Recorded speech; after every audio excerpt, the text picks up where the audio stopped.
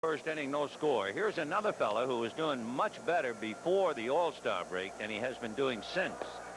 He was hitting almost 270 at the break, and look at that, just 178 since. On deck, Don Mattingly, who holds his own whether before or after the break. A drive down the right field line, slicing in the corner, will drop foul and bounce up into the seats. I kind of enjoy watching Murphy, the center fielder, the way he takes his stance when he gets in position as Reggie goes back to his. Murphy kind of side saddles it, almost as if to say to Reggie, from where I'm standing to left center field, I'll take, so you're going to have to come over and help me. Watch his stance. There he goes. 1 ball and 2 strikes to count to Gary Ward.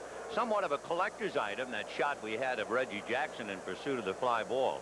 This is only the 18th start that Jackson has made all year, as Ward strikes out and Steinbach has to get it out of the dirt, and a good throw to McGuire. And McGuire made a good play by getting into foul territory to give him a big target. He really stretches out there. Steinbach, bad ball, and Ward chased. Had a little trouble finding it. I mean, it's at 55-footer. Now he doesn't know where it is. Now he's got it, and he's got to throw it in foul territory. Watch where McGuire is. Good play. So we have 2 down in the first inning, and Don Mattingly coming up. Mattingly, so consistent a hitter. And in talking about before and after the All-Star break, he's almost on the money. Hitting .333 for the year, hitting .325 since the break. Mattingly with 4 home runs in his last 7 games.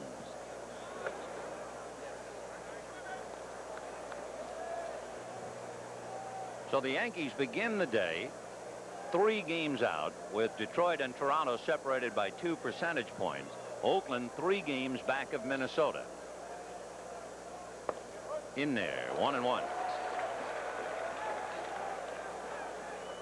Talking about Minnesota, Wade Boggs has just hit a home run to put the Red Sox out in front 6-5. And of course, Minnesota, a very bad team on the road. Fly ball slicing foul down the left field line, out of play. Minnesota's road record, they have only won 24 games and lost 40. They're 16 games under 500 on the road. But when they go home, Minnesota is 24 games above 500. And what should be kept in mind, a very good home team will play 18 of the last 30 games at home. So that's a bad sign for Oakland. 2-2 to count to Don Mattingly. The Yankees were in first place all alone from the 29th of June to the 6th of August. In fact, they had a 5-game lead on the 4th of July. But then they had this long, arduous road schedule, and they paid the price.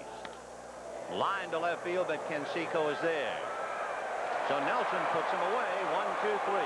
Washington, Ward, and Mattingly. And at the end of half an inning, Yankees nothing. A's coming up. Steve Trout on the mound for the Yankees, and let's put it this way. The crowd was watching his first couple of warm-up pitches, and his first couple of warm-up pitches went all the way to the backstop, and that, like an exclamation point, explained just what's going on with Steve Trout. He has made 6 wild pitches in his last 3 2/3 innings. It's his 7th appearance and 5th as a starter. His first 4 shots with the Yankees as a starter, and the last 2 in relief. And his last 2 in relief have been a nightmare for him. He faced 2 batters, giving up a walk and a single, and 2 wild pitches. And before that, faced 2 batters, walked both of them, throwing a wild pitch. So it'll be interesting as he faces Tony Bernazard, Steve Henderson, and Jose Canseco, how he'll go here in the very first inning. He's a big fella, 6'4", 190 pounds, 30-year-old. And you might remember his dad, Paul Dizzy Trout, who pitched for Detroit in the 1945 World Series.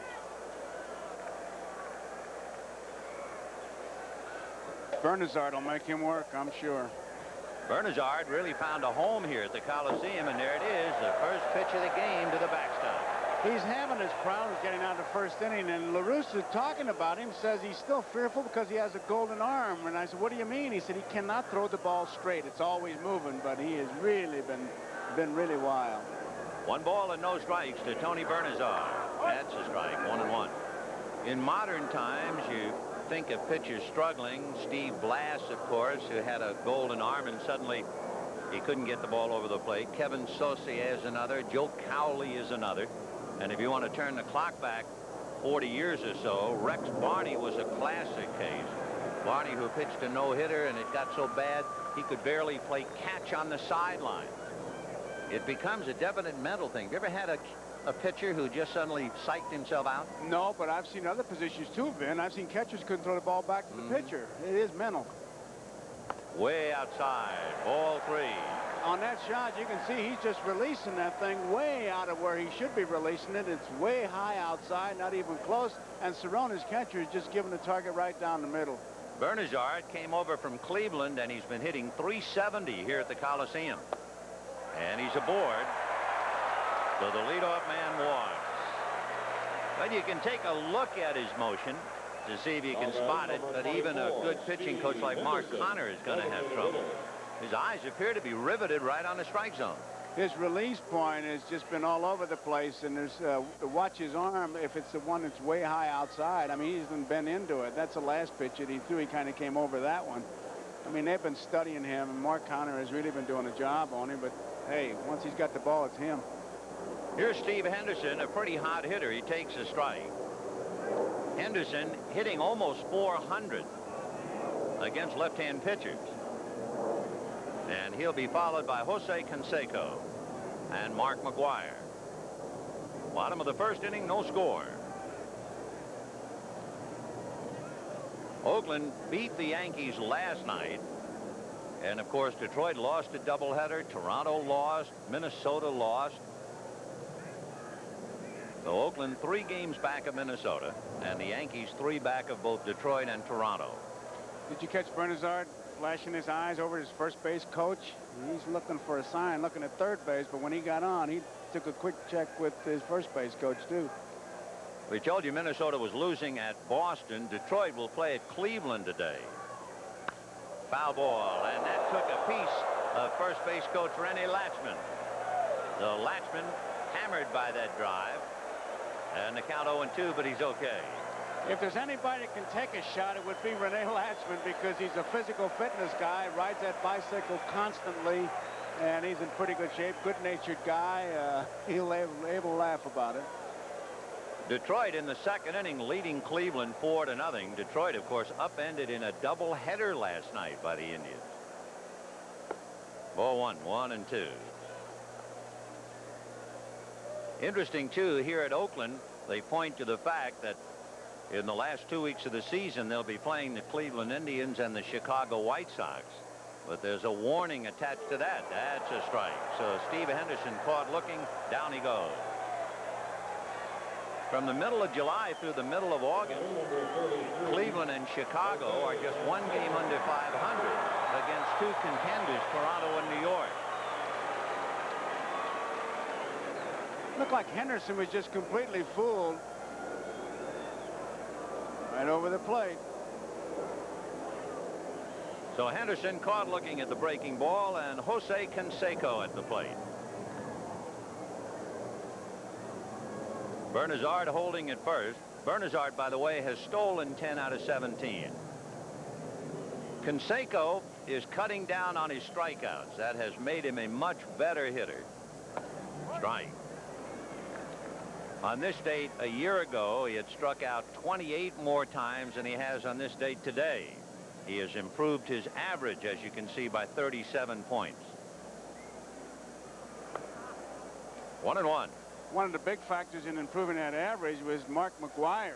McGwire comes here, the press goes to him, and Canseco has just been coming out to the ballpark doing the job. In fact, it was odd. I asked Canseco what's the most often asked question. They say, what do you think of Mark McGwire? I said, Mark McGwire, what's your most often asked question? He say, what do you think of Canseco? Yeah. Interesting, their hitting styles, too. Canseco has very much of an open stance. And when you see McGwire, you'll see him almost pigeon-toed, turning his left foot in. There's Mark McGwire on deck. So the 2 big guys in the attack are back-to-back. Steve Trout trying to hold Bernazard at first. 1 out. There you can see that style of Canseco. Breaking ball banged into left field. Base hit. Ward over to get it. Holding second is Tony Bernazard, and that will bring up Mark McGwire.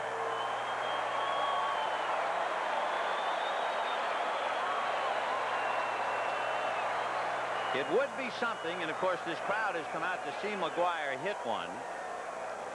Garagiola no chance to handle a base hit. Mark McGwire has 39 home runs to establish the rookie mark. He passed Wally Berger and Frank Robinson. He passed Al Rosen in the American League.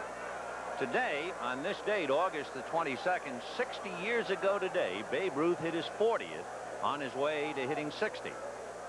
Ball one. And that would really be a touch if McGwire winds up lighting one up tonight. It was on this date 26 years ago. Roger Maris, believe it or not, hit his 50th home run.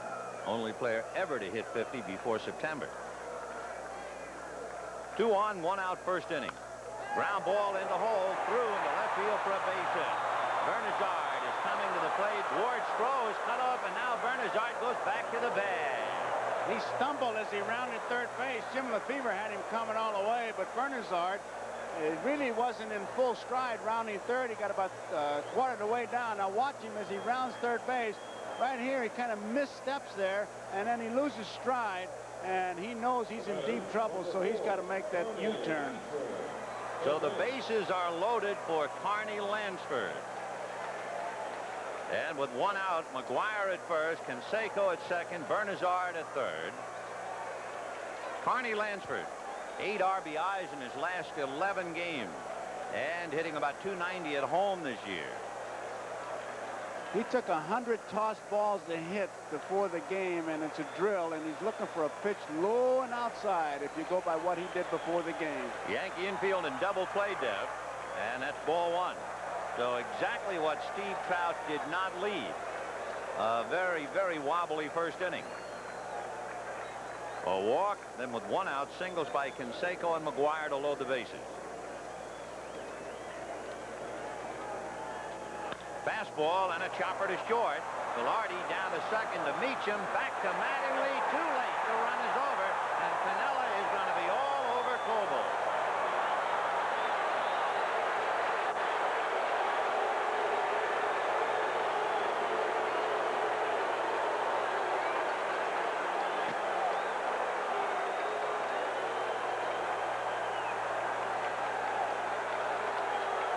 A close play, but Pinella's going to lose the argument. And now Don Denkinger also came from home plate to try and counsel Piniella, but he'll have none of it. It would be interesting to be able to have a time on Lansford getting down to first base, because he's a right-hand batter, and he tried to pull that ball, so he's kind of leaning back, but he really got down the line in good shape. Made a routine ground ball, looked like a double play when it started out, and made it a real close play. In fact, not close when you consider that he beat it out. He really got down in a hurry. So it turns out to be a force play, 6-4 from Randy Velarde to Bobby Meacham, and here's a look at it now. Meacham gets a good ball to handle right there, put something on it. Wow. I couldn't tell on that replay. Inconclusive at best on that angle.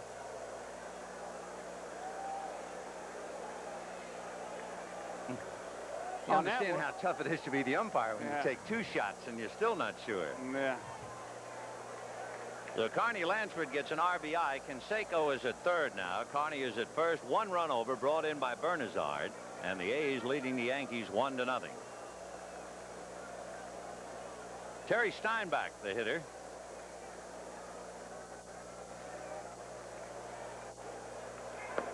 Breaking ball strike, 0-1. Another hot hitter. Steinbach, in his last 95 at-bats, has been hitting over .315 and knocking in some runs.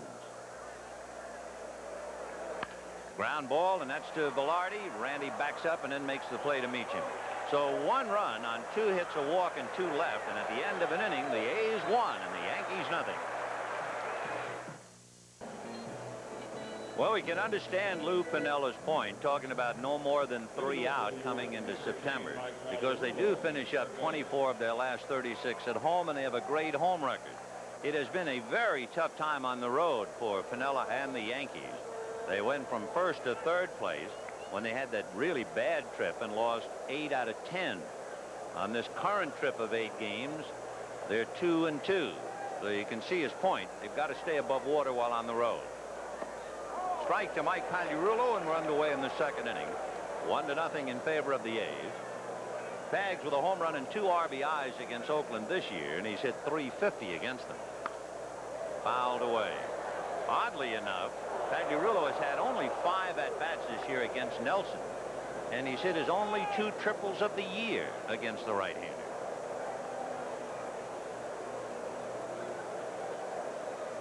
They're in the 9th inning with Boston leading Minnesota 6-5, and of course the crowd here playing scoreboard now, especially with the A's leading 1-0. Detroit leading Cleveland 4-0 in the third. Pop fly on the left side of the infield. Carney Lansford fighting the glare. 1 away.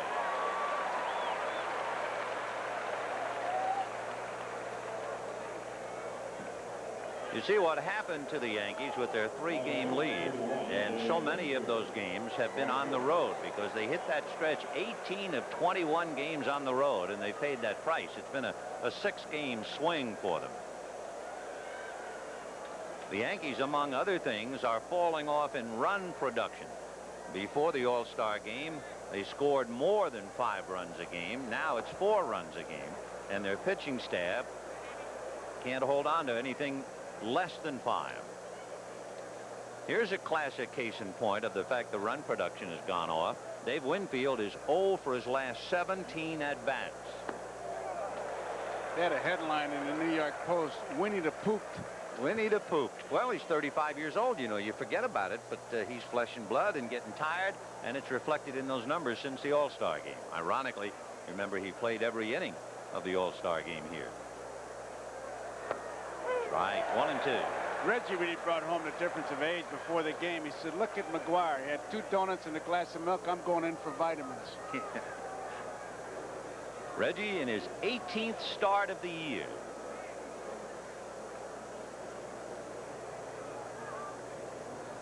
One ball and 2 strikes. Chopped up along third base and foul. When we say 18th start, we mean as a starting player, not a DH. In right field. Reggie, of course, saying goodbye along the way. It was interesting in Detroit when they brought in Henneman to pitch to him instead of Mark Thurman, because Sparky said, I wanted to give him a chance to hit a home run against a right-hander in his last at-bat. And it reminds us, Monday, Tuesday, and Wednesday, the A's will come to Yankee Stadium. And it'll be interesting to see how Reggie says goodbye to New York, if indeed he really is. 2-2 the count to Dave Winfield. 1 out, second inning, 1-0 in favor of Gene Nelson and the Oakland A's. Dan Pasqua hitting behind Winfield. Yankees have lost 2 in a row, 8 of their last 11. Check swing. They're going to look down at first. No swing, says Drew Coble. You remember the pitch before that curveball way outside, because Winfield's one of those guys that dives in, but Nelson not afraid to come inside, and he really tied him up. Had he tried to hit that ball, he wouldn't have done anything with it. You have to pitch inside. Dave really struggling. 2 hits in his last 6 games, and lifts a fly ball into right center, and it's slicing toward Reggie. That makes the play easier. Coming off the right-hander's bat, it came to him. 2 down, and the batter, Dan Pasqua. That ball coming right to him. Reggie just didn't look that sure when he started out, but he two-handed it. Now he checks. He said, yeah, I did catch it. So 2 down in the second inning. Dan Pasqua, yeah, that's the way it came off the bat, all right. He's telling Dwayne Murphy all about it. Pasqua's having a lot of trouble making contact. In a nutshell, that's really been his big problem. He has walked 35 times. He has struck out 81 times, and he struck out 3 times last night. And Nelson strikes him out quite a bit, but not this time. A high foul off third. Lansford with a chance to run it down. Makes the play. So the Yankees tiptoe out of the second inning. 6 in a row retired, and it's 1-0 A's. There's the defense. You've seen it in action. Just to reconfirm it, Ward, Washington, Winfield at W outfield, and then you got Pagliarulo, Velarde, Meacham, Mattingly in the infield. Randolph had to leave the game last night. An injury. Cerrone behind the plate, and Trout, as you well know, is the pitcher.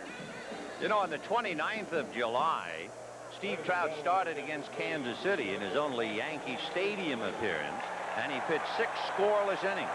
So we don't want to give you any idea that every time he goes to the mound, it's been a bust. It's been his last couple of relief assignments. Now starting today, he's down 1-0, and you can hear the crowd reacting to that.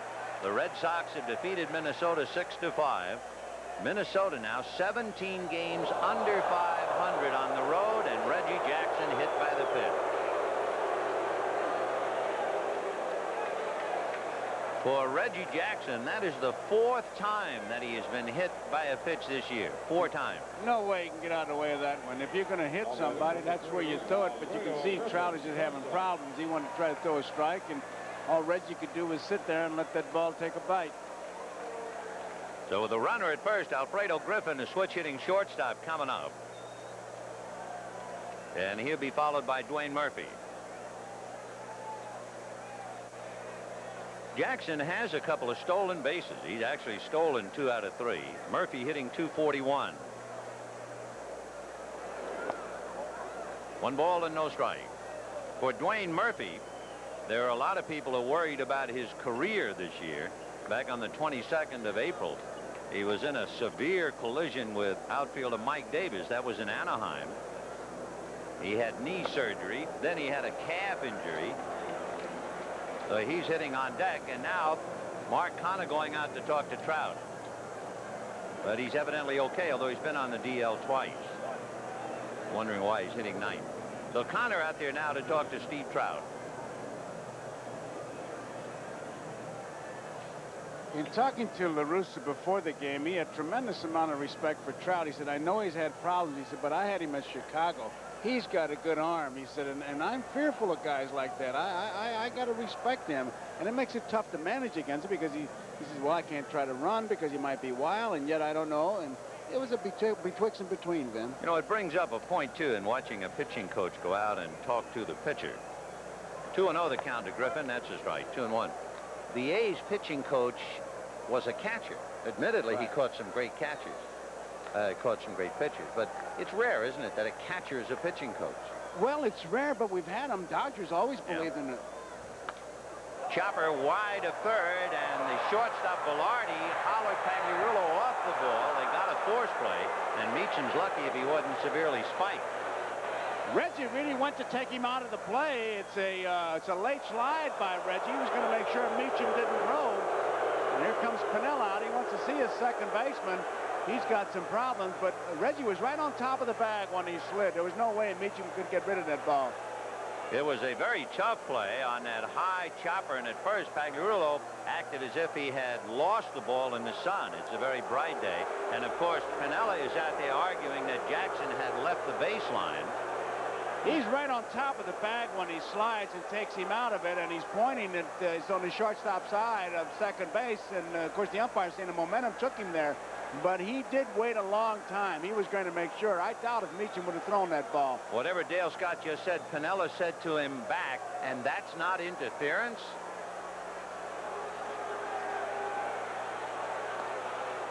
It was a very late slide by Reggie. So Pinella's not playing, but he's already 0 for 2. So on a force play at second base. Here's the play. Watch how close Reggie is to the bag. There's where he begins to slide. He's inside the bag. He's all right as long as he can touch the bag, but he really got over on the shortstop side. Meacham didn't appreciate it at all.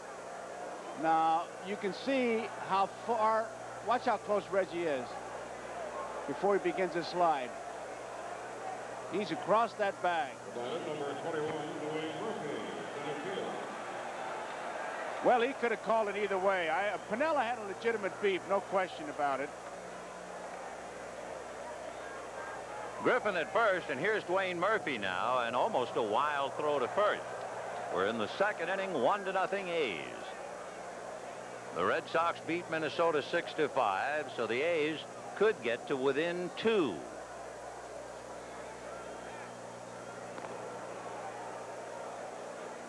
I just want to add something. There was nothing dirty about Reggie's slide. It's just he was so late in doing it. He took him out cleanly, but he was very late getting there. There goes Griffin. The pitch inside. The throw is going to be high. So Griffin steals his 24th. Even though they have power on this ball club, they manufacture runs. They have several fellows who have stolen in double figures, and of course Griffin has 24 now. Polonia has 24, and even Big McGuire has 1. Carney Lansford stole 22. Canseco has 12. Davis has 13, so they can run as well as hit the ball out of sight. 1-0 to Murphy. Russo said they've only been caught 40 times. I haven't had a chance to look at it. 46. Pretty close. 1 ball and no strikes, the count to Dwayne Murphy.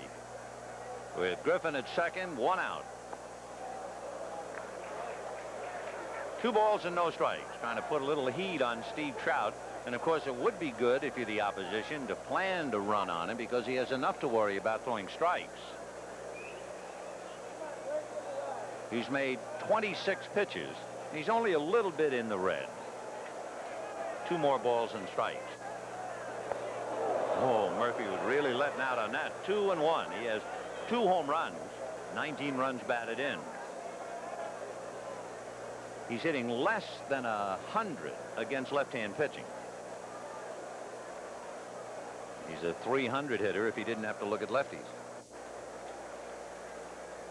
2-1 to Dwayne Murphy. That breaking ball down and away, and he was trying to pull it. I don't think he even saw that, because he flew open trying to pull. He backed off as soon as Trout came a little bit sidearm to him.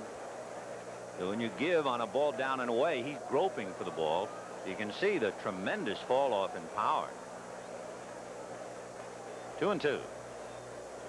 And Griffin to third. The pitch is strike 3. He is out at third.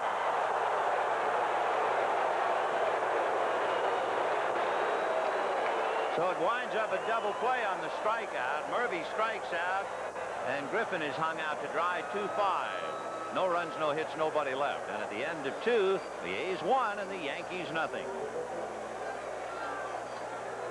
Play, Patty Rulu drops his glove. It's an easy play, but he makes a close play with a high tag. Well, the first pitch to Randy Velarde in there for a strike, and the count 0-1. Then he had to be going on his own, because the left-hand hitter up there, your catcher's got a wide shot, and he saw where he was placing that ball low outside, which made for an easy throw. 1 ball and 1 strike to Randy Velarde, who was originally signed by the White Sox, came over to the Yankee organization in January in a deal. He's from Midland, Texas, and he'll be 25 in November. 1-1. Chopper wide of third. Lansford is there to throw him out. 1 away. The American League West, a constantly changing scene as far as Oakland and Kansas City and California are concerned. Minnesota just lost. Boston beat them 6-5. The A's have a chance to get to 2 if they can hold on to their lead today.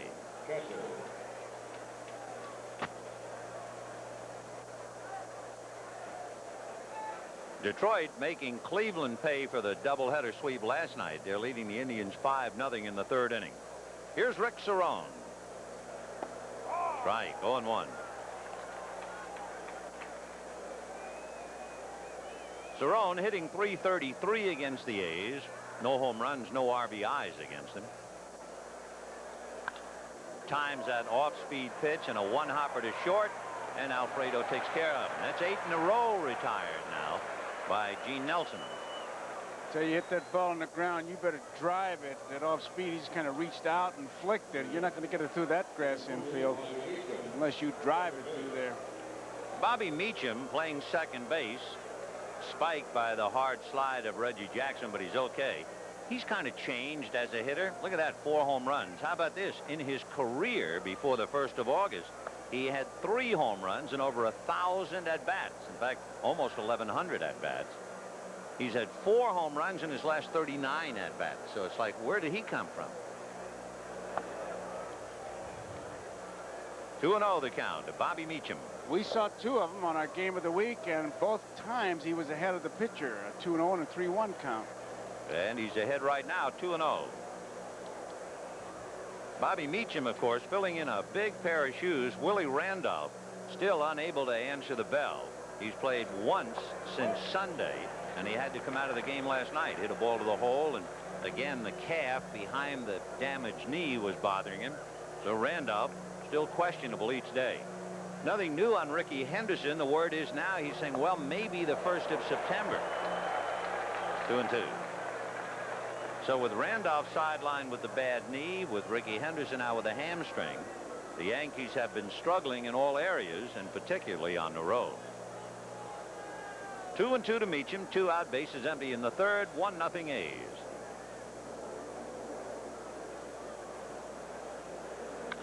And he pokes one down the right field line. Reggie in a hurry dives, and it gets away from him, and he doesn't know where it is. So Meacham can keep on going, and he'll take the extra base and wind up with a triple.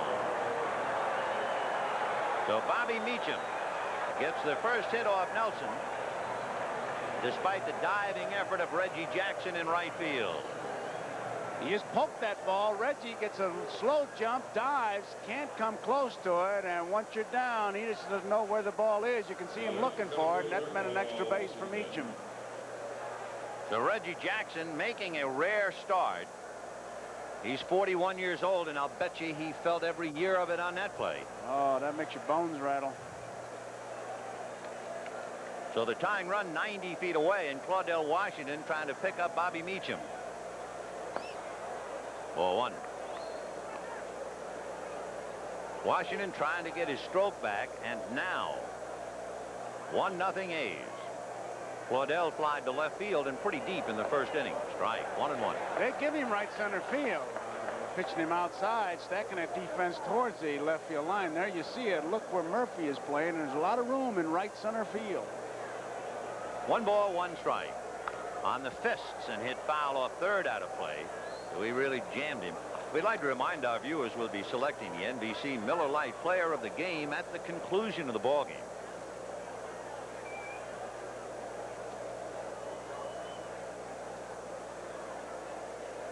One and 2 to Claudell Washington. Meacham at 3rd, 2 out in the 3rd, 1-0 A's. Off speed, and he was way out in front of it. $1 million pitch by Gene Nelson to strike out Washington. No runs, 1 hit, a runner left at 3rd. He ended 2.5, 1-0 A's. Tables 1 and 2 in the Star maybe even trying to throw a spinner up there. So we'll see how he goes now in the bottom of the 3rd inning. It'll be Tony Bernazard, Steve Henderson, and Jose Canseco. Bernazard walked, finally scored. Looked like he was going to score on McGuire's base hit, but he took a header, and he eventually came in on a force play to account for the only run. Look at those numbers. Since the 1st of June, he's really bloomed. Right. He's got some leadership qualities, Bernazard, and there are a few people think that he'll make a good manager. 0-1 the count to Tony. Tried to go to right field with that pitch. Came up empty in the count 0-2. Bernazard has been hitting .320 since the 1st of June. And hitting better than .370 here at the Coliseum. And the breaking ball is strike 3. It's interesting, too, that the A's came up with a Tony Bernazard. The Yankees, when they lost Willie Randolph, you knew they had to be in the market for a second baseman. But it's the A's who came up with a good one from Cleveland. They had an injury and came up with him. And speaking of coming up with people, as we watch this curveball break over for a strike, how about the Giants picking up Russell? Boy, that had to have a lot of repercussions, especially in Cincinnati. It's no secret that the Reds need starting pitching, and now it's the Giants who have made the deals, coming up with Dave Gravecki and Greg Lefferts, and now coming up with Russell. Make them a very, very strong favorite to win in the West, I would think. 1 ball and no strikes to Steve. He's out in front of it. 1-1. Struck out looking, remember, at a curveball in the 1st inning. Steve Henderson, the DH.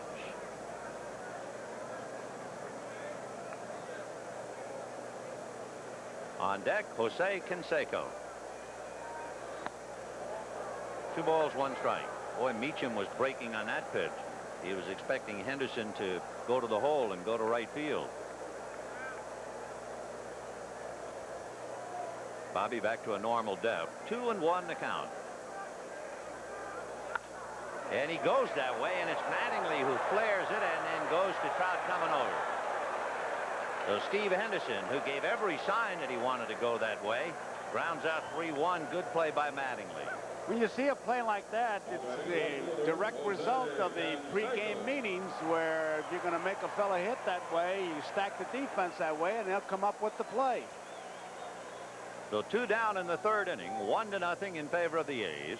And Jose Canseco coming up, single to left field in the 1st inning. He is dynamite, especially against left-hand pitchers. He's hitting over .340 with 14 home runs and 42 runs batted in against left-handers.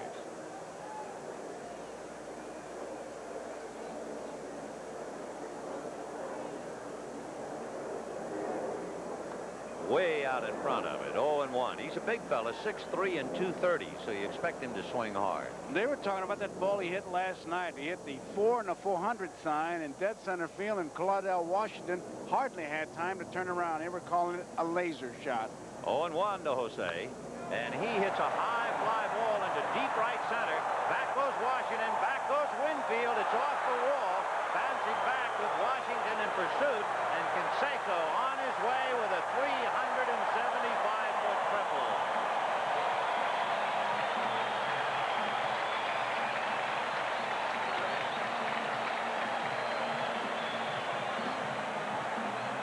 Usually when you hit a ball that far, you're driving that ball. You're going the opposite way and really getting into it. He looked like he just swung late. That's the strength that he's got. Look at that. Fell back hitting that.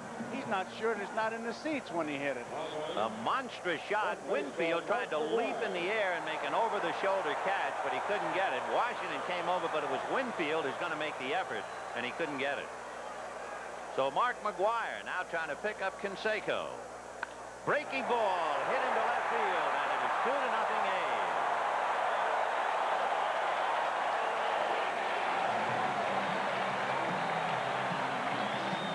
Mark McGwire was saying that he thought that Trout would try to get ahead of him and then work inside. He wasn't going to let him do it, and there was a perfect example of it. He just walked in the batter's box and took a hack at that first one. And that first one, a hanging curve, bad pitch up to a power hitter.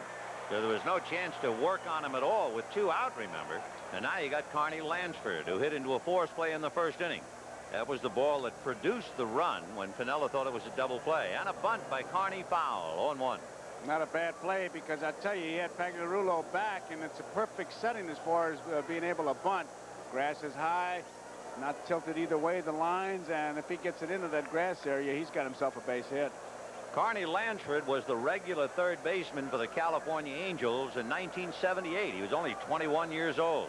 You might remember he won the batting crown in 1981, and he hit 300 or better for 4 straight years. He had great years with the Red Sox, and then he had an ankle injury in the middle of 1982. And the Red Sox, in desperation, called up a kid whose name is Wade Boggs. Lansford was then traded for Tony Armas. Big chopper backing up is Pagliarulo. He couldn't make a play on that one. And again, the sun is bothering the 3rd baseman. Although I don't think he could have made the play even had he seen it properly.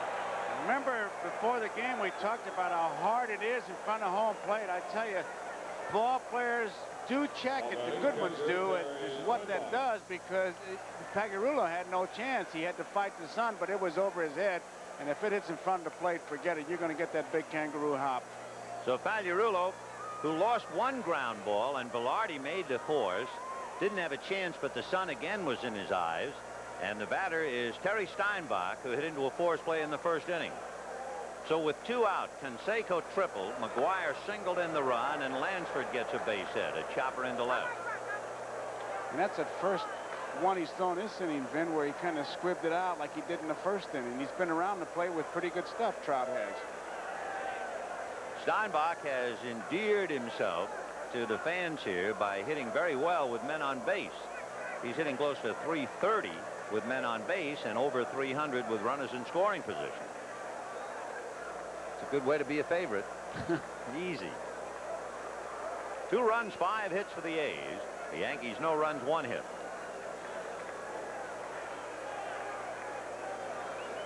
And that's a fly ball to left field. Ward coming up and makes the catch for the out. 1 run, 3 hits, and 2 left. The A's have left 5. It's 2-0 Oakland. Here's a look back at a very special Olympic moment. We're going to the 4th inning here in the Oakland Coliseum. The A's leading the Yankees 2 runs, 5 hits. The Yankees just 1 hit. It was a triple by Bobby Meacham. A fly ball inside the right field foul line that got off the glove of Reggie Jackson. Gary Ward, Don Mattingly, and Mike Pagliarulo in that order.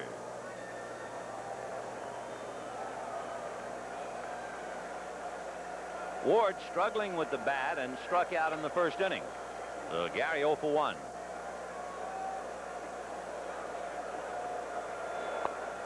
One ball and no strikes. You can see the fall off in the RBI production for Gary Ward. Another Yankee struggling for the last couple of weeks. Of course, it's typical of Ward that he will hit better and reflect the success of the ball club when they get home. Gary Ward has hit over 300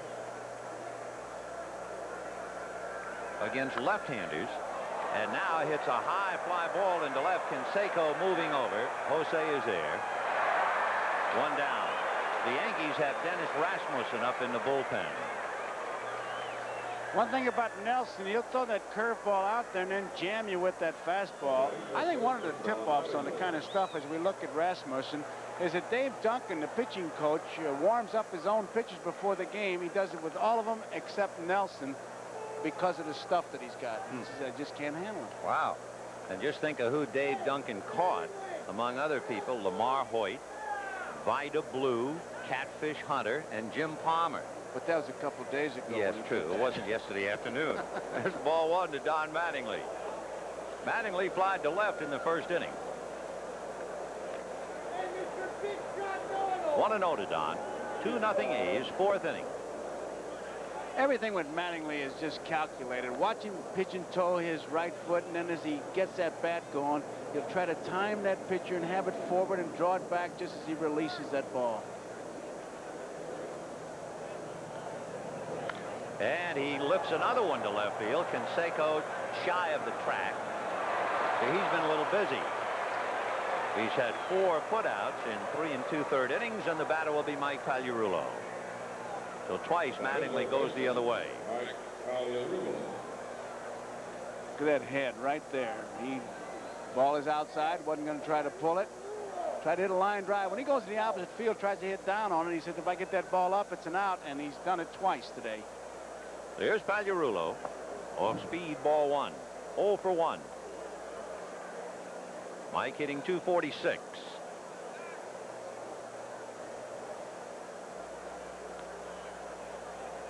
Pagliarulo had a home run last night against Steve Ontiveros. 1-1. But he also struck out 3 times last night. Thursday, he had 2 home runs against Mike Campbell. 7th time in his career he's done that. And he has a career high 29 home runs. 1-2 the count to Mike Pagliarulo. It's almost like he's throwing a pound ball. You saw that one. That was an all-speed pitch. It looked like he had jammed that ball back deep into his hand, and with his arm speed looked like a fastball, but a great change of pace pitch. 1-2 to Pagliarulo, one of the few Yankees doing better after the All-Star break, and he hits one to Canseco. This will be the 5th putout for the big left fielder. So the Yankees go quietly in the 4th. Canseco handles them all, and at the end of 3½, A's 2, Yankees nothing. There's a capsule comment on Steve Trout. The top numbers in relief, bad time, and then he has settled down pretty well today, throwing some strikes. And he'll pitch to Reggie Jackson, Alfredo Griffin, and then Dwayne Murphy. 2-0 A's, bottom of the 4th inning. Reggie hit by a pitch in the 2nd inning. Breaking ball missed, ball 1, 1-0. A home run and 3 RBIs. Hitting over .270 in his last equivalent of 4 or 5 games. Ground ball back at first to Mattingly. He'll do it himself. So Jackson rolls to first, 1 down. Alfredo Griffin will be coming up. Griffin hit into a force play in the 2nd inning and was thrown out trying to steal 3rd. Griffin had a home run opening night way back on the 7th of April. Did not hit another home run until the last 3 games where he's hit 2. Hitting .272 for the year. Right. Griffin hitting very well, well over 300 since the All-Star break. The Oakland A's started off by losing the first 3 games of the year to Minnesota. Foul back. And it was typical in their problems with the Twins. They led in the 8th inning and lost in the 10th. They led in the 9th inning by 2 runs and lost. So they were put into a tailspin by Minnesota. In fact, they wound up going 0-5 to start last in late April. But by the 5th of August, the A's were tied for first with Minnesota. That takes care of Griffin. And that would be another strikeout. Strikeout number 4 for Trout. I think the only strike that Trout threw to Griffin was the first one that he took. The other 2 were way out of the strike zone. I mean, this one is a good pitch for Trout, but a bad one for Griffin. Look at that. Not even close. 30 strikes Trout has thrown, 18 balls. So Dwayne Murphy coming up with 2 out in the 4th inning. Ball 1, 1-0. You know, the A's, when they were tied for first on the 5th of August, they had not been that high in the standings that late in the year since 1975. There's a one-hopper right by the backhanded effort of Bobby Meacham. He should have made that play. It's going to go as a base hit. Charity indeed begins at home. Yes, sir. He could have gotten in front of it and knocked it down, but watch him. He just kind of plays it off to the side, much like Holay. Ball was well hit. He drove it through there. Maybe Meacham thought the grass would slow it down enough that he could make the grab, but I tell you, very appreciative of that base hit. And how? So Murphy is aboard, and Tony Bernazard, the batter, has walked and struck out. Bernazard 0 for 1, scored a run.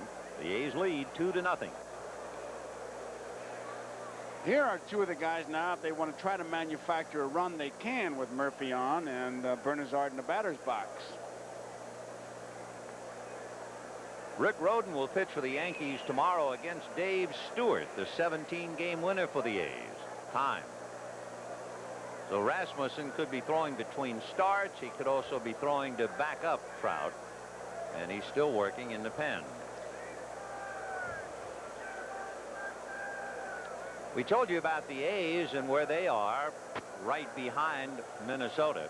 The Yankees 3 games behind Detroit, and Detroit percentage points ahead of Toronto.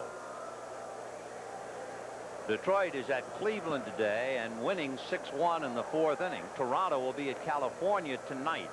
Jimmy Key and Mike Witt in that one. You can tell how worried they are about Trout. All Cerrone was wanting to do was have Trout to throw over there when he went out to talk to him.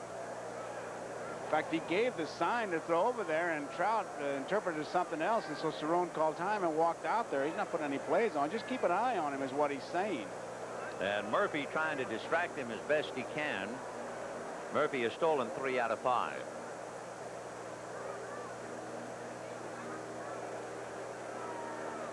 Bernazard waiting. Ball 1, 1-0. I don't have any radar gun, but sitting up here, it doesn't look like Trout's throwing very hard at all. No, he's not throwing hard at all. You know, you hear about a wild left-hander, you figure it's Smoke City. Everything is on the screen in the dirt, but if he's wild, it's not because he's throwing hard wild. He's very polite wild, and Murphy wants to run.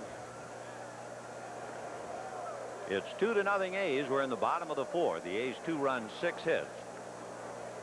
And the Yankees no runs, 1 hit.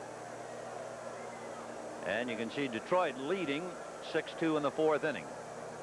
To repeat, Boston defeated Minnesota 6-5. Over in the National League, Houston leading Chicago 1-0 in the 2nd.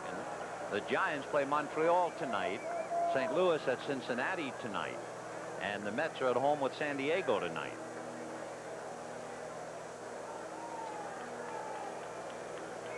One ball and no strikes. Big chopper backer third, foul, and down the line, and the count 1 ball and 1 strike. So Steve Trout trying to get well here today. He's keeping a pretty good eye on Murphy, but I tell you, his delivery to the plate is going to make it tough for Cerrone to try to get him. He has walked 1, hit a batter, struck out 4, and he is very conscious of Murphy's presence at first base.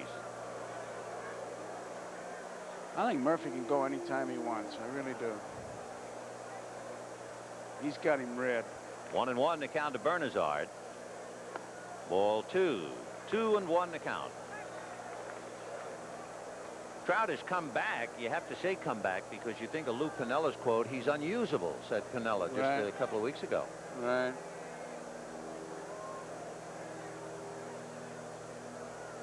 Two and 1 to count to Bernazard. On deck Steve Henderson. 2 out.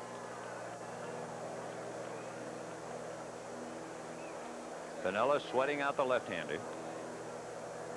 Whose quote was it? Was it Kiner's? Was talking about his father, said there's a lot of heredity in that family? A lot of heredity in it. Yes. 2-1 to count. We can duck in a couple of scores. Dodgers Phillies scoreless in the 5th. Phillies won a doubleheader last night. Houston leading the Cubs 1-0. Dawson killed them yesterday. Andre Dawson has 40 home runs now. Ooh. Most home runs by a Cub since Dave Kingman in '79. 2-1. Foul back. So 2-2 the count to Tony Bernazard. Dwayne Murphy at first with 2 out in the 4th. The A's scored in the 1st and again in the 3rd. That Dawson's a whole lot like Gary Carter. He gets that day off and just really goes bonkers. He comes back strong. Carter comes back for average, and Dawson comes back with home runs. That's the way I was. You give me 8, 9 days off. And then what? And I'd show up. So Dwayne Murphy trying to take a big enough lead. He's holding, and the pitch is low, so of course now he can go 3-2 and 2 down. And Mattingly gives the age-old sign, one wrist across the other, indicating to Trout he's not going to hold the runner. It's about 5 extra steps the runner gets. You go to 3-2 like this. He goes, and there's a drive in the air to right center. Coming over is Washington. Claudel is there, and that's it. So a base hit and nothing else. The A's leave Murphy, and at the end of 4, the A's 2 and the Yankees nothing. As presented by authority of Major League Baseball, may not be reproduced or retransmitted in any form without the express written consent of Major League Baseball. It'll be Dave Winfield, Dan Pasqua, and Randy Velarde in that order in the 5th, with the A's leading the Yankees 2-0 on a glorious day here in Oakland.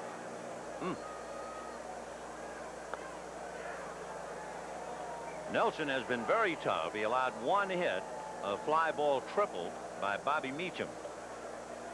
He has 10 scoreless innings in his last 2 appearances. That's hit foul off to the right and well out of play back into the crowd. For the A's, they're averaging a little more than 20,000 a game, almost 21,000. They will go over the 1.3 million market today. The one really bad year they had here at Oakland was 1979. The 79 A's finished 7th and drew only 300,000 people. That's not enough to warm the Coliseum. They're back on the beam again. There's a base hit into left field. So Winfield opens up the 5th with a single to left, and that'll bring up Dan Pasqua.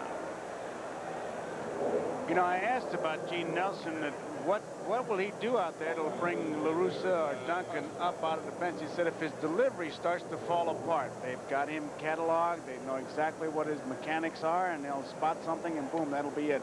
So they didn't talk about him being high or low or this or that. They said when his delivery starts to fall apart. There's always a theory when you have a team like Oakland where they're a little thin in starting. Ball 1 to Pasqua. You look at your staff, you say, okay, I'll take my 3 best men and they start each day.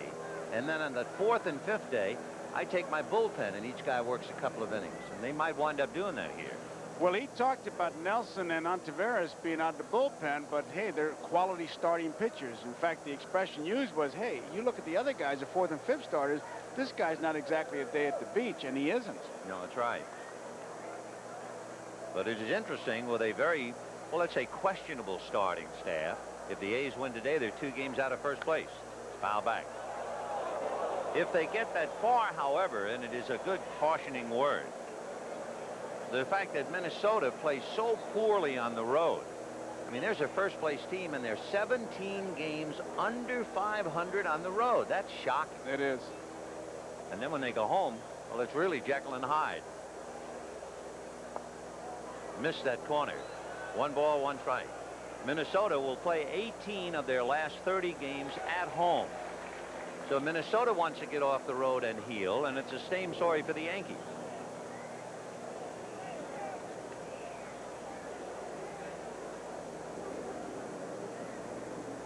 Two and 1. And that's popped in the air, back of third, down the line. Griffin, Lansford, and Canseco. It will be Canseco. The Winfield tags to draw the throw, but that's all. Big guy's been busy out there. 6 putouts. 6 of them. And the batter will be Randy Velarde, the shortstop. Wayne Tollison, as you might remember, has a bad shoulder, so Velarde has a big job. Velarde grounded to third in the 3rd inning. Young infielder 0 for 1. Randy Lee Velarde. In the White Sox organization, so La Russa probably heard of him at least. 1 out, 5th inning. A's 2, Yankees nothing. Rick Cerrone to follow. If you're wondering about Nelson blanking the Yankees have been shut out 9 times this year.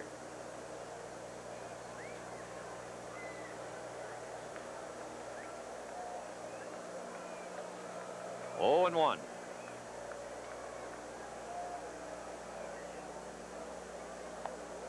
Checked his swing. 1 ball and 1 strike. As far as shutouts for the A's are concerned, the staff has 4.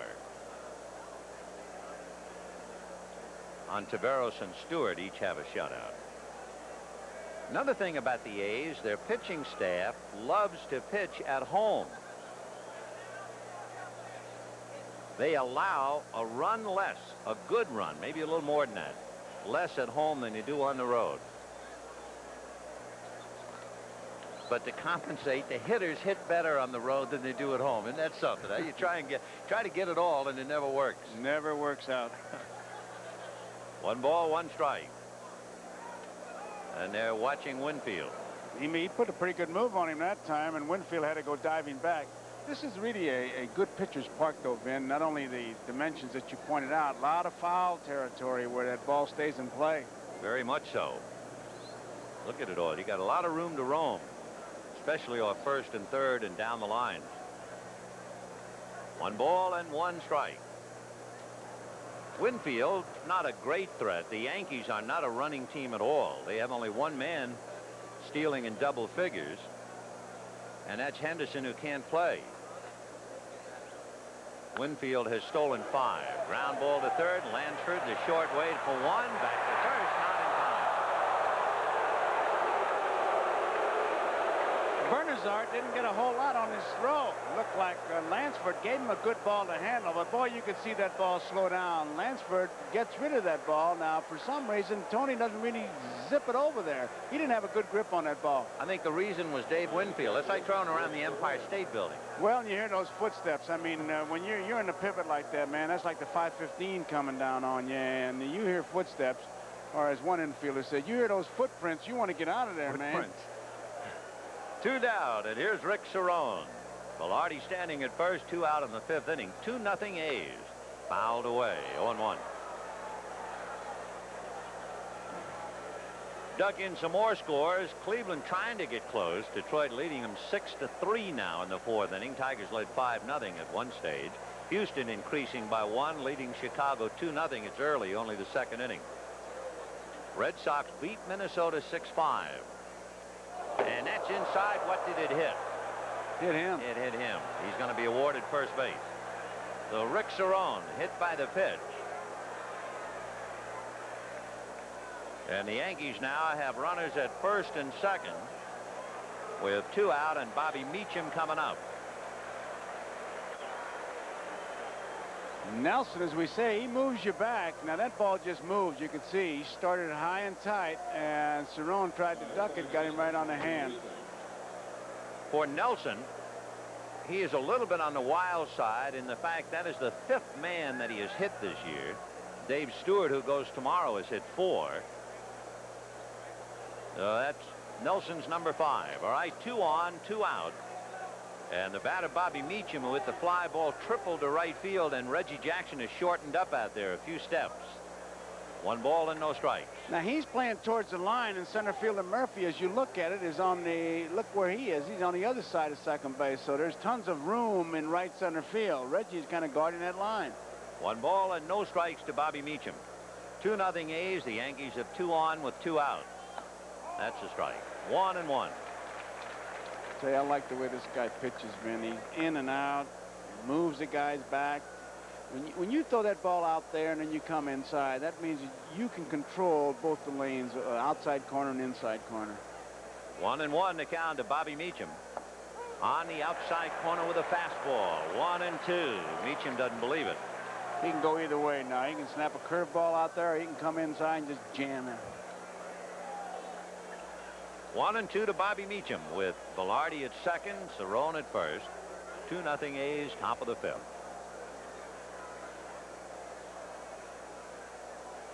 Shook him off.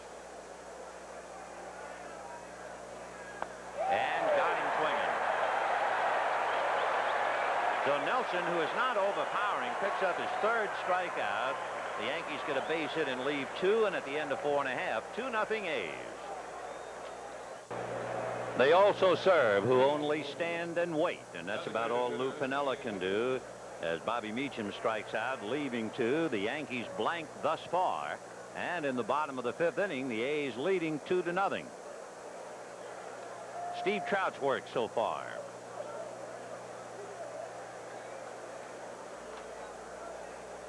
Strike. There is a Henderson in the game today, but the wrong one in the wrong uniform as far as the Yankees are concerned. It's Steve Henderson, the DH, struck out and grounded out. 0 for 2. Fly ball into right center. Claudell Washington and Dave Winfield. It will be Washington.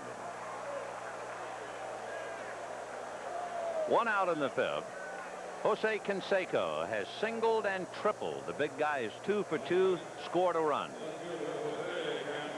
Say he's made a joke out of that so-called sophomore jinx, and they say a lot of it was the fact that McGuire got off to such a start, and it took all the media pressure off Canseco, and he just started to come out the ballpark and play, and he'd get a hit here, a home run there, and pretty soon he had a pretty good thing going. Boy, he and McGuire, they make some set of bookends, don't they? The size of them. Ball one. Wow.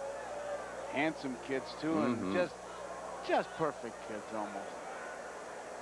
1 ball and no strikes. All the way, Jose.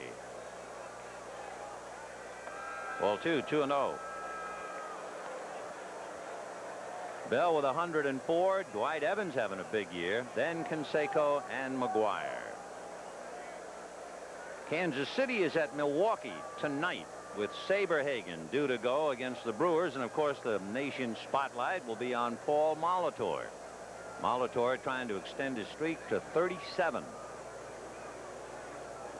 2 balls, no strikes in there. If he does get it to 37 straight, he would then tie a record established by Tommy Holmes of the Boston Braves in 1945. So good luck to Paul Molitor. 3-1 to count to Jose Canseco.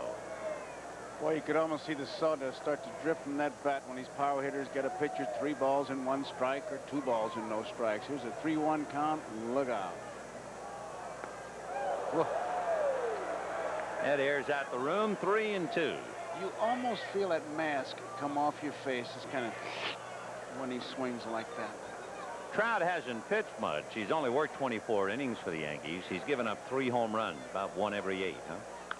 And there's a drive to center, but it's carrying, and Washington will pick it off. So that's 3 consecutive putouts by Claudell Washington. Bernazard to end the 4th, and Henderson and Canseco here in the 5th.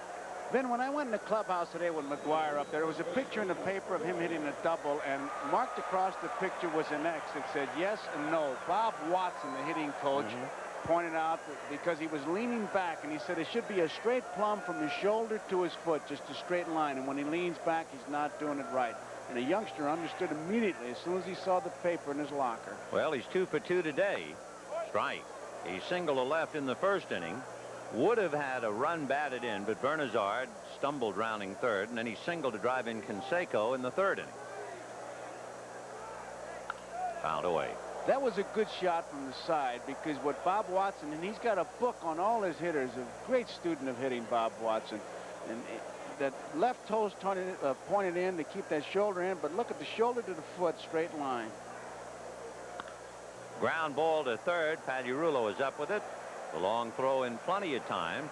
So Trout doing reasonably well, keeping the A's quiet at the end of 5, 2-0 Oakland. Right now, here's another edition of Characters of the Game.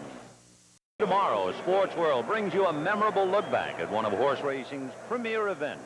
John Forsythe narrates highlights of the '86 Breeders' Cup, and that's coming your way tomorrow, right here on NBC Sports World. Claudell Washington, Gary Ward, and Don Mattingly in the bunt attempt fouled away on 1. The Yankees trying to pick up and get moving. The Yankees have lost 3 out of 4 here in Oakland, but that shouldn't come as any surprise. The Yankees haven't had a winning record in Oakland since 1982, but they usually do well enough at home against the A's. 0-2, the count to a slumping Claudell Washington, who has flied to left and struck out. Been with that pitch, he's made 61 pitches, so he's in pretty good shape. Oh, I should say. No balls, 2 strikes, leading 2-0. Fisted foul. He just jammed him. So it's still 0-2. Sure you saw his catcher motion up, get it up and get it in. If you're going to miss, that's where you want to miss. You don't want to miss out over the plate.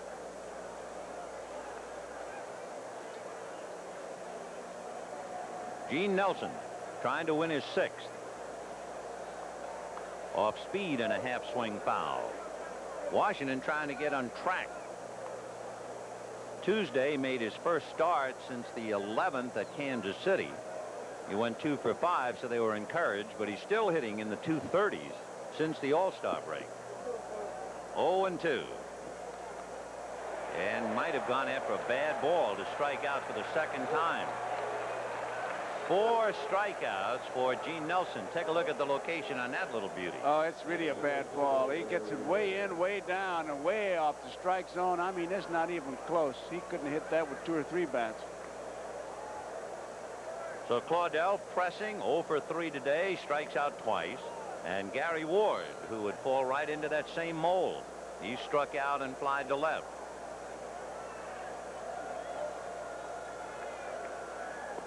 Ball 1. For Gary Ward, 4 of his last 12 hits have been home runs. The problem is he doesn't have very many hits. He's hitting about 150 since the All-Star break. 1-1.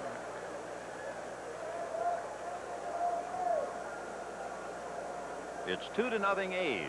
Top of the 6th inning. 2-1 to count. The A's, Gene Nelson and Terry Steinbach. And the infield of McGuire, Bernazard, Griffin, and Lansford. Canseco, Murphy, and Jackson in the outfield. 2-1.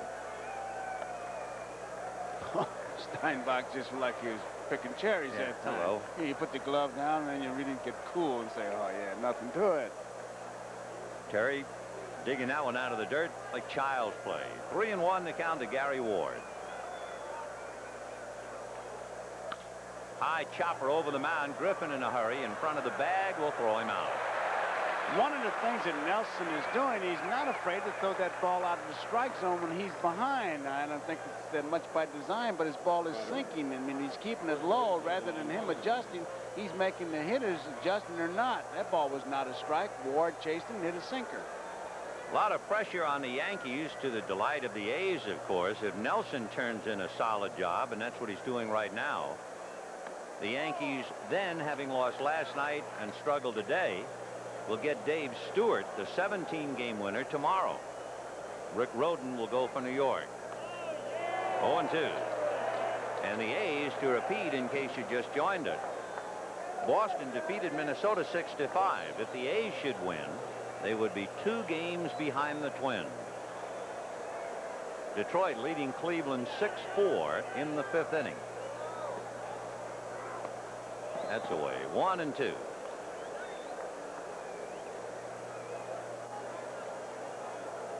Mattingly hit 2 fly balls to left field. Little nubber out in front of the plate. Foul ball. Foul ball. He wasn't sure of that at all, Mattingly. He just kind of reached for that one.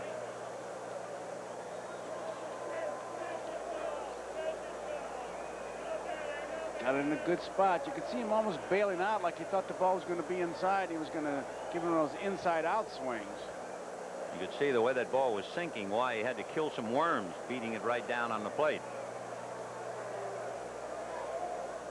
And he promptly bangs that one into right field.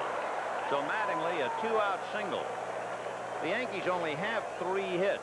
Winfield a single, Meacham a triple, and now Mattingly's base hit. That'll bring up Mike Pagliarulo, who popped to third and flied to left.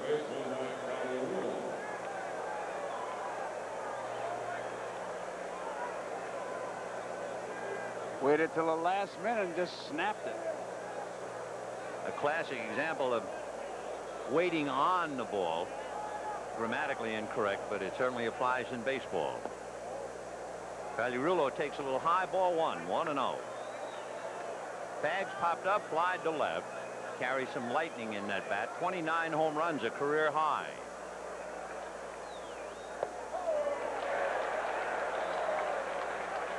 Keeping that in a real good spot so far. That sinker ball. 1-1 to count. Gene Nelson has allowed 7 home runs this year in 95 innings. Shot foul outside of first down the line into the Yankee bullpen, and the count 1-2. Pagliarulo's 29 home runs. That'd be the 3rd highest single season total ever by a Yankee third baseman. Greg Nettles had 37, and Greg Nettles had 32, and now Mike with 29. 1-2 the count. Breaking ball, little fly ball off third down the line. Lawrence and Carney can't get it. I wonder if he was thinking about the bullpen. The mound is just to his left. And I'm sure after taking so many steps, he had to worry about where's the mound. I think he could feel it, Vin, as he got close there, and you could see him almost make sure that he went down. I mean, he didn't have to dive for that because it landed right next to him. He felt that. He definitely felt that mound. Yeah, it's always difficult when you have bullpens that really come into play, where they're actually on the field. That was Lansford's problem. So that gives Pagliarulo another shot. We'll see how important it is. High drive into dead center. Back goes Murphy, away back to the track. Makes it at the wall.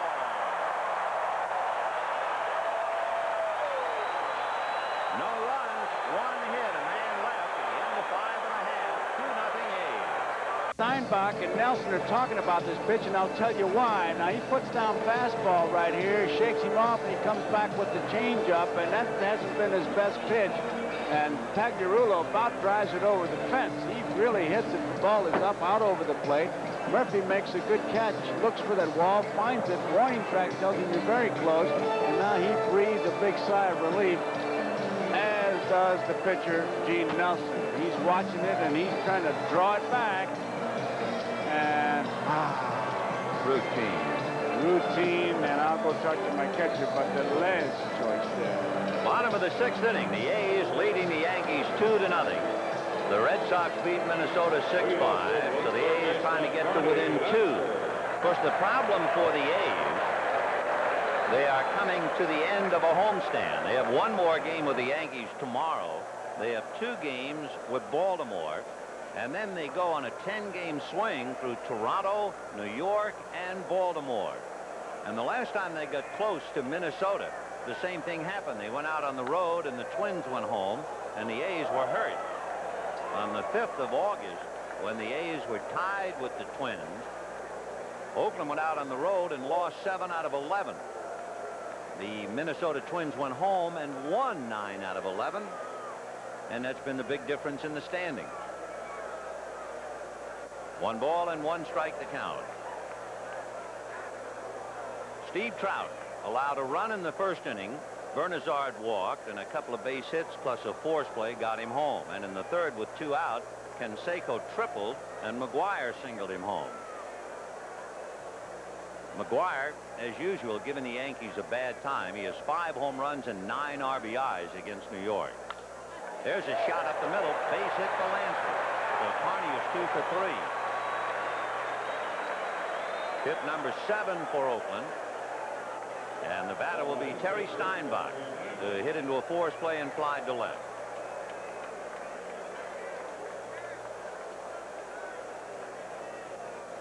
Steinbach hitting .281.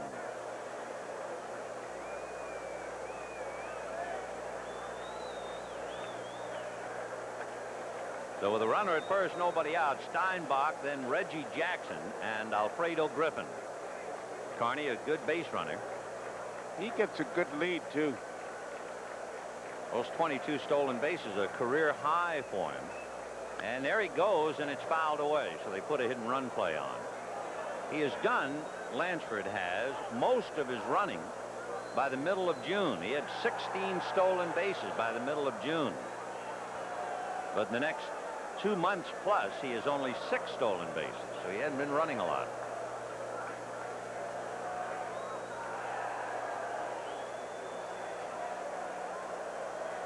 Steinbach trying to move him around. Terry got his break when Mickey Tettleton was injured, and filling in, he hit 4 home runs, batted almost .400, and made a great impression. And the bunt in the air, foul, but Cerrone can't get to it. 0-2. You know, the hit-and-run play, there's 2 different philosophies behind it. Some call it a defensive play to stay away from the double play, which I agree on. And then there are others who say, well, if it's a defensive play, you're giving up and out, and they're too hard to get, so why give one up? Then there's the other side where they say, yeah, well, you're giving up and out, but you're picking up a base. And if you do sneak one through, then you got 1st and 3rd. So La Russa is of the philosophy that he'll pick up the base and give you the out. As you see, Brad Arnsberg and Pat Clemens throwing in the Yankee bullpen. There goes the runner, and the pitch is high. The throw is even higher. He picked a dead perfect pitch. It was a slow curveball, and all Cerrone could do was wait for it to get there, and Lansford makes it easily. He had no chance of getting. 2nd stolen base. Back in the 2nd inning, Alfredo Griffin stole, and look at this throw take off and stay much too high. No chance for Meechin to come down. Even if it was down. I mean, his delivery to the plate is a slow one, and Lansford, now he's got to get the ground ball and pick up that big base here. 1-2 to Terry Steinbach. And he pulls it into left field, base hit. Charging the ball is Ward, and they will hold Lansford at 3rd. Nobody out. There's no reason to send him. They had him stopped right away because nobody out. You're not going to run into anything. And that was a high curveball that Steinbach hit. Lansford rounds 3rd base, picks up his coach, and Lefebvre's got him stopped right now. He had him stopped 2 steps from 3rd base, but that was really a high curveball. Crowd really getting on Lou Piniella now as Piniella comes out again. He was out to argue on a play at 1st base. He was out to argue about interference involving Reggie Jackson at 2nd base. And now coming out to the mound, Arnsberg and Clemens throwing back of Trout. You have Reggie Jackson, Alfredo Griffin, a switch hitter, and Dwayne Murphy left-handed. So 2 of the 3 hitters due up are left-handed, and we'll see whether that influences Piniella. He will lead Trout in. Two things hurt Trout that won't show up in that box score. That slow delivery, which allowed Lansford to take second base, the stolen base, and then that high curveball he just throws to Steinbach, and now he's in deep trouble. 2 runs, 8 hits, no errors for the A's. No runs, 3 hits for the Yankees. And Reggie Jackson climbing in. Barney Lansford at third, Terry Steinbach at first. Jackson hit by a pitch and grounded out. Reggie 0 for 1. Missed with the breaking ball. 1-0. Alfredo Griffin, the switch hitter, on deck. Time.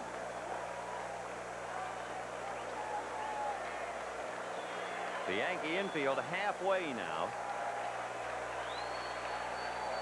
Half swing on a breaking ball for a strike. In the count, 1 ball, 1 strike.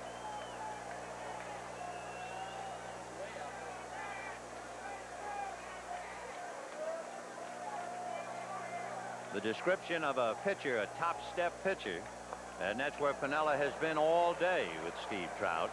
In fact, he's gone beyond the top step. He actually was out of the dugout. So Trout is either on thin ice or on the top step. Take your pick. 2-1 the count to Reggie Jackson.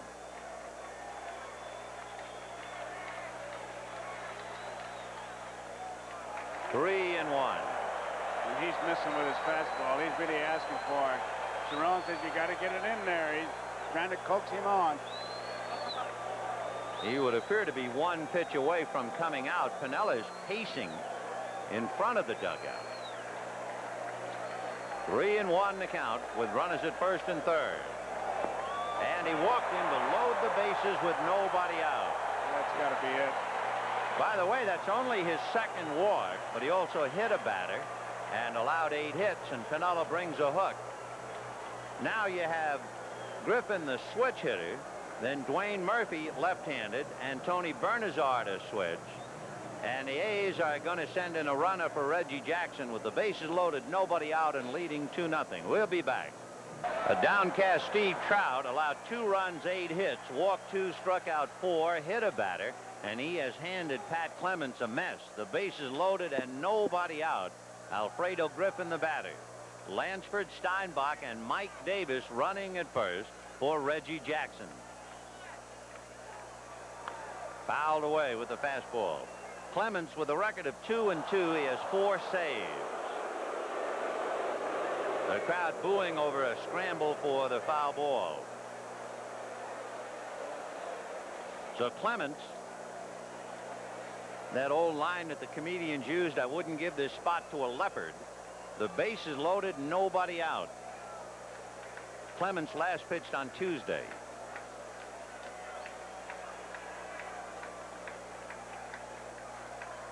And the fastball is lined at Meacham. He drops it, picks it up, throws to the plate for a force. Now that is going a long way to get a force play. Didn't get a chance, but the defense to start out was a little strange. First and third, they were tight. They were back at second and short. And then when that ball was hit to Meacham, I looked for him to throw it to the shortstop. Now watch him. It just eats him up, and he finally picks it up and says, well, I might as well go home and at least save a run.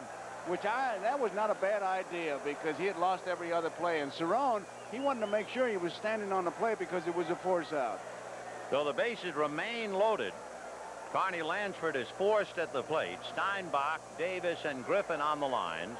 Dwayne Murphy is struck out and single to right. Murph hitting .246. Little breaking ball, missed ball 1, 1-0. For Clements, it will be his 4th timeout since coming back from Oakland, coming back from Columbus. Oakland leading 2-0 here in the 6th inning. And a squeeze, the bunt to Clements, and he can't make the play. He had a play at the plate. He got the out at first, but he had a perfect play to Cerrone for the force and let it get away. ball was bunted right back to Clemens, and looked like he might have taken his eye off the ball. In fact, after he missed a play, he almost lost the play at first base because he was a bit disgusted with himself. Here's the play. It's right back at him. I mean, it's bunted hard. He's got it right here. He bobbles it. Now he almost loses the play right here. So it'll be a sacrifice to get the run in. Steinbach scoring. That run is charged to Trout. Now there are runners at second and third. And the foul ball off the bat of Tony Bernazard. 3-0 A's. Bottom of the sixth, 2 out, with Griffin at second and Mike Davis at third. You keep talking about the power of this Oakland ball club because of Canseco and McGuire, but there they are with a squeeze. They'll manufacture a run when they have to. Stolen base, hit behind the runner, hit and run play, squeeze. Foul back, and actually rather poor defensive play by the Yankees, both Bobby Meacham and Pat Clemens. Clemens being left-handed, he couldn't have asked for a better bunt to handle. It was to his throwing side. But it's the old story. You can practice that all the time in Fort Lauderdale, but here you are in August in the heat of a pennant race. It's another play completely. 0-2 the count to Bernazard. It was walked, struck out, and flied to center. Davis and Griffin taking their leads. 3-0 A's. I think this game really shows the balance of this Oakland ball club, Vin. Yes.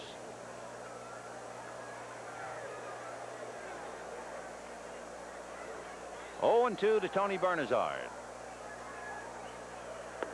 Ball one.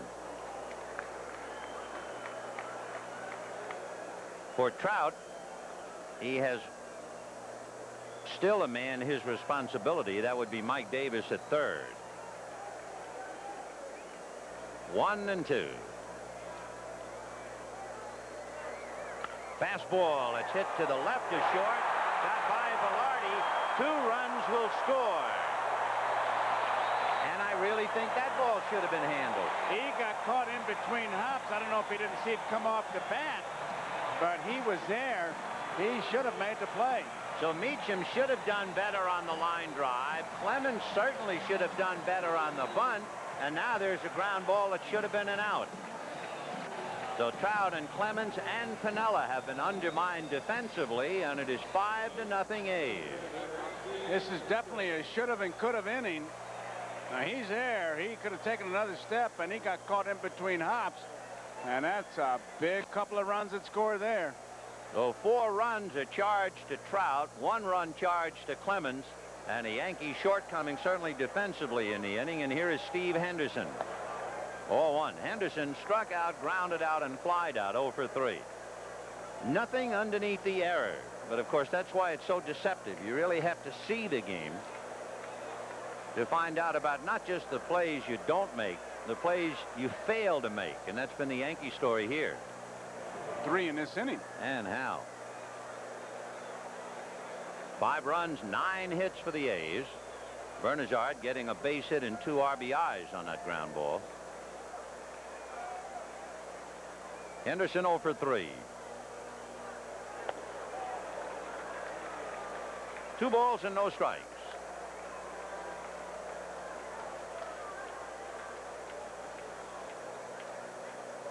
When the Yankees come up in the 7th inning, if you're not keeping score, they're due to send up Dave Winfield, Dan Pasqua, and Randy Velarde, the shortstop. A chopper to short. Velarde has it, goes the long way, and that's that. But it's a big 3 in the 6th inning. And the A's take advantage of the Yankee defensive lapses, score 3, and take a 5-0 lead. We'll be right back after these messages from your local stations. But a little bit, when you look at it, there is a similarity. Reminders. The Yankees now get a reminder about what happened in the 6th inning, because Velarde has now been charged with an error on the ground ball hit by Bernazard. So it is 5-0. Of those 3 runs that came over in the 6th, 1 of the 3 runs ruled earned. So 5-0 A's in the 7th. Winfield, Pasqua, and Velarde. Little foul off to the right, out of play. Dennis Lamp begins to loosen up now in the A's bullpen, just in case Gene Nelson runs out of gas.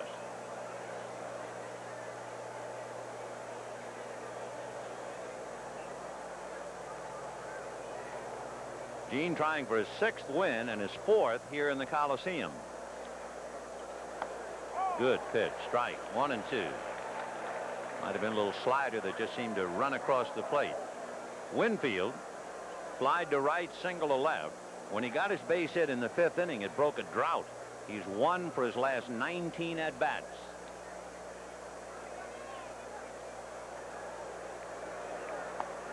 Two and two. And that curveball didn't break at all, and you could see Nelson, after he finished it, kind of flex his wrist, but that just rolled and didn't do anything. Most valuable time of the year for Dave Winfield was that period when both Mattingly and Henderson were out. Remember how well he played. Singles to right, his 2nd hit. It's a good thing he's that tall and has such long arms. That breaking ball was away, and it looked like it was about 3 yards away from him. Well, and he's like a hook and ladder as he goes out after it. He stands so far from the plate, just puts that bat out there. Boy. If he tries to pull that ball, it's a ground ball, but he went with it. If he was 6 inches shorter, it's just a routine out. So Winfield. Singles to right. Here's Nelson's numbers. And a projection, of course, of a walk in the park under 120 pitches. Popped in the air, foul behind the plate and out of play. Pasqua would like to hit a ball fair today.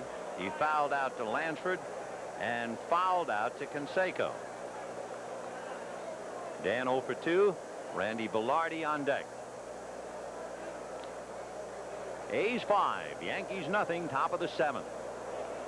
Pitch in the dirt. Winfield to second base, will make a turn and hold there. So the wild pitch advancing Winfield to second, and the count 1 ball and 1 strike to Dan Pasqua. For the Yankees, they've had a man get to third, Meacham, who had a 2-out triple in the 3rd inning. Velarde had gotten to second when Cerrone was hit by a pitch. Now, this is only the 3rd time the Yankees have had anybody get to second. And Pasqua struggling with men in scoring position.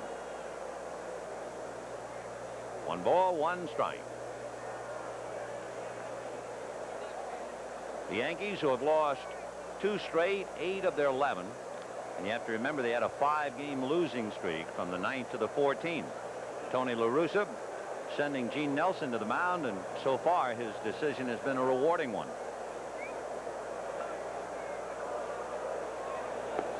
On the corner, 1-2.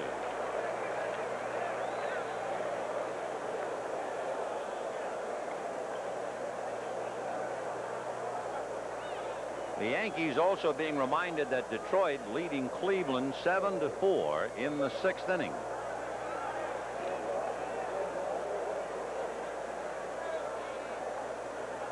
Well, there's no doubt that Nelson pitches his own game. He just shook off 2 of them. 1-2. And got him on that sinker. The bottom dropped out of it. So that takes care of Pasqua, who is a strikeout hitter anyway. That's been his big trouble. That's the pitch that he threw that Pagliarulo, when he got it up, almost hit it out of here. But that one really breaks down, lets up on it, and Pasqua, no chance to get it. There was certainly a reason why La Russa let Nelson pitch to Pasqua. He has struck out Pasqua 4 times in 7 at-bats. But now he finds a lot of reasons to lift Nelson. And Dennis Lamp will be brought in from the bullpen with the A's leading 5-0. We're in the 7th inning with the A's leading the Yankees 5-0. And Dennis Lamp has had to come in and pick up for Gene Nelson. Nelson, in his longest outing of the year, went 6 1/3 innings. Allowed 3 hits, no runs, no walks, 5 strikeouts. And now they give the ball to Dennis Lamp, who has a record of 1-3. Winfield at second base, 1 out. And Randy Velarde 0 for 2 at the plate.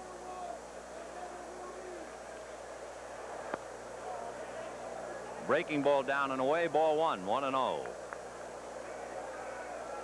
Well, we saw that spot with McGuire. He's, what, 2 for 3 today.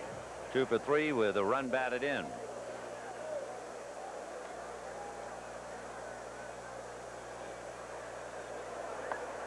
2-0 the count.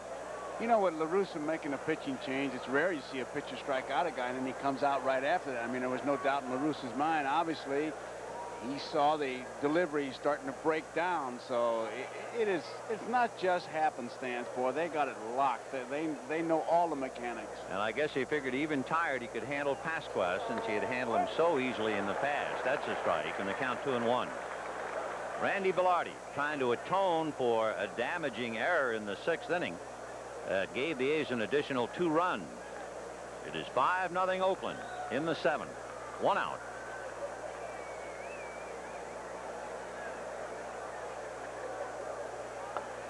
That's a strike. 2-2. That ball really moved and handcuffed Steinbach. Velarde grounded to third, hit into a force play in the 5th inning.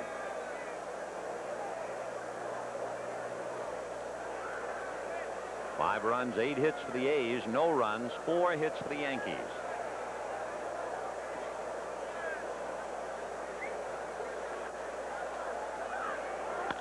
And it's a fly ball to center. Murphy is there. Winfield holding, and that's the 2nd out. Ben, I'm going to ask you to play umpire, and when Lamp takes his set? Oh, I was going to ask you about it. Tell me where he stops. I know it. Tell me where he stops. That's funny. You read my mind. He has the highest set. Watch where his hands come together, and then you figure out somewhere as he goes down the ladder with it, where does he come to that stop? Where does he stop? He never stops. He's always moving. There he goes. Now, I haven't seen his stop yet. No, in fact, I'd have called a balk on him if you could back that up. He seemed to stop, and then he kept going. I mean, it's really trickery. It depends on the umpires. That's a breaking ball strike. Watch this now. Watch in a minute where it'll look like his hands are going to stop right there, and then here he goes again. Now, I don't know where he stopped either, Joe. Yes. So Dennis Lamb, the guile of a veteran pitcher. Fastball, and that's lifted to center. Murphy has a beat on it all the way, and the lamp is burning brightly here in the 7th inning. No runs, 1 hit, a man left. At the end of 6 1/2, the A's 5, Yankees nothing. Here's another edition of the 7th inning. Center field. Going to be a good time. Get a chance here. We had a couple nice visitors. Dick Bartell, the old Giant shortstop, and Frank Crosetti of the Yankees stopped by. Dick Bartell has a book out now. Rowdy Richard. Rowdy Richard. Yeah. Brad Arnsberg taking over for the Yankees in the bottom of the 7th to pitch to Canseco, McGuire, and Lansford. Ball 1. Speaking of Rowdy Richard, we hope that old Dick Young is feeling much better. We know hope he's watching the game. Jack Lang said he would be. Yeah, I hope so too. That's a strike, and the count 1-1.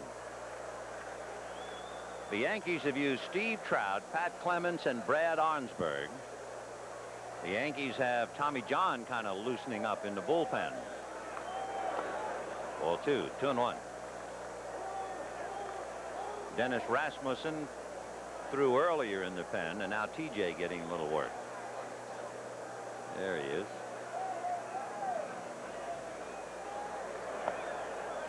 Three and 1 to count to Canseco. You remember that 3-1 count he had last time? He had a big swing. That ball's in that zone. Look out. Jose Rijo is down in the Oakland pen. He was a former Yankee pitcher. Ooh. Here's another one. Almost came out of his shoes. 3-2. Man, I'll tell you, 3-1. If they've been in the strike zone, look out. I think Arnsberg showed considerable amount of wisdom and good taste in not having him in the strike zone. It's a wonder he didn't pop his shoestrings on that one. Brad with a record of 1-3 and a full count to Canseco. And a fly ball into shallow right. Coming up for it is Winfield. 1 down. The Yankees have a big problem here as they are blank for 7 innings. The A's trying to win and get to within 2. From the looks of things, Detroit leading Cleveland 7-4 in the 7th. If the Tigers win and the Yankees lose, the Yankees would be 4 games back, and that's a pretty good span. You'd have to go way back to the beginning of the year, May the 1st, when they were 5 back, and May the 2nd when they were 5.5 back. Remember what Pinella said, if we're not more than 3 out on the trip, we'll be okay. We can go home and get well. But he's had the prospect of being 5 back today, or 4 back today. And again, the consolation for the Yankees, 24 of their last 36 games are at Yankee Stadium. And they win better than 7 out of every 10 they play at home. Ball 2, 2-1. The Yankees and A's will meet again in a 3-game series at Yankee Stadium. 2-1 to count. McGuire with 2 singles and grounded out. Remember now, he's had 39 home runs. In fact, he's had 34 official at-bats. Stuck on 39.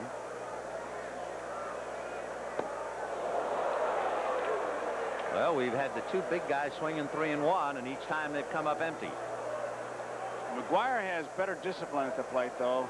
Canseco, he just made up his mind he was going to swing. It was out of the zone. That was a strike.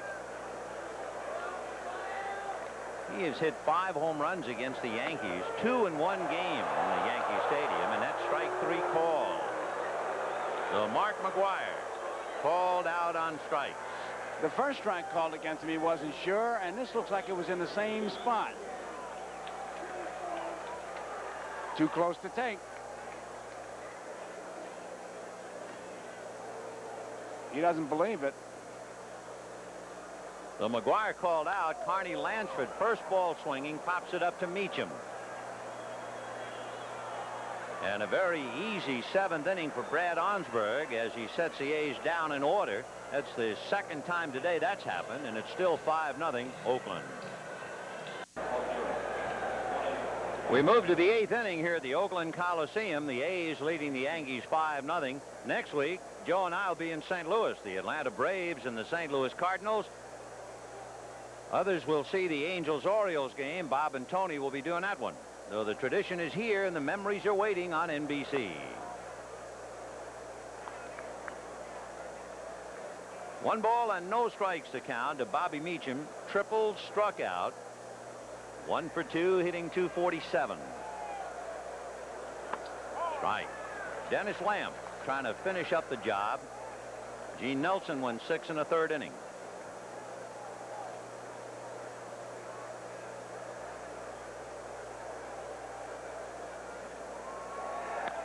Little roller foul.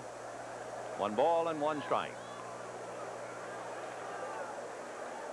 The final game of the series tomorrow, and Dave Stewart will be going for the A's against Rick Rhoden. Rhoden 14-8, and Stewart is 17-8. The interesting thing about Stewart, he's won 11 of his games following an Oakland defeat. He's really been a stopper, and if the A's win today, they will look to Stewart to give them a sweep. That's Cy Young talk when you can talk like that. And Tony La Russa wants to make sure that those who will make the vote will be very conscious of his right-hander, Dave Stewart. 2-2. A little fly ball to right field.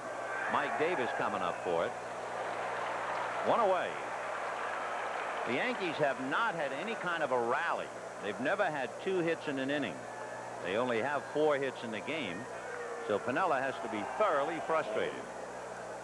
They're anything but the Bronx Bombers. Despite 158 home runs hit by the Pinstripers, they are faced with the unhappy prospect of being shut out for the 10th time this year.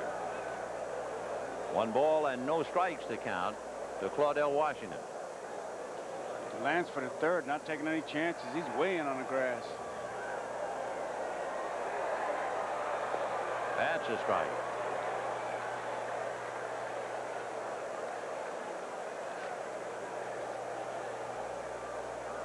In the American League, when you talk about being shut out, you immediately think of Kansas City. They've been shut out 15 times this year as Claudell gets a 1-out single to center. No other team in the American League has been shut out in double figures. Kansas City 15. San Diego has been shut out 13 times, and the Dodgers 12 over in the National League. So here's Gary Ward. Struck out, flied to left, grounded to short. Greg Cadaret throwing down on the Oakland pen with Mattingly on deck.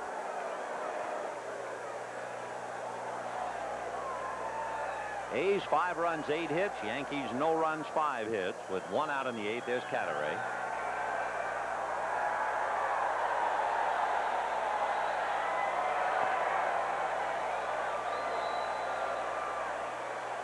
Want to know the count as Gary took a look down at Mike Ferraro.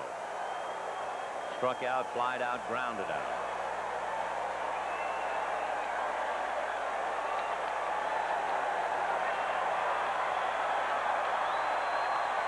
Another foul off to the right and well back into this crowd.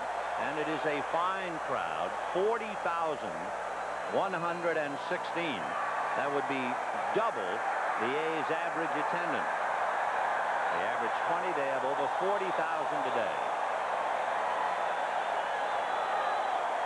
1 ball and 1 strike to Gary Ward. Fastball hit to shortstop. Griffin back to Bernazard. Over to McGuire. Double play. No runs, 1 hit, nobody left. And at the end of 7 1/2, the A's 5 and the Yankees nothing. Don't forget the World Track and Field Championship from Rome right here next Saturday, 4 p.m. Eastern Daylight Time. And among others competing, Carl Lewis scheduled to compete in the 100-meter dash. Bottom of the 8th inning, it has been all Oakland up to here. Terry Steinbach, Mike Davis, and Alfredo Griffin. 5-0 A's, a strike. Cleveland trying to make a charge at Detroit. They're in the 8th inning. The Tigers led 5-0 at one stage. The Tigers lead 7-5 in the 8th inning. 1 ball, 1 strike. The Red Sox beat Minnesota 6-5. The A's could be 2 back. That would make the Yankees 4 back if Detroit wins. 1-2.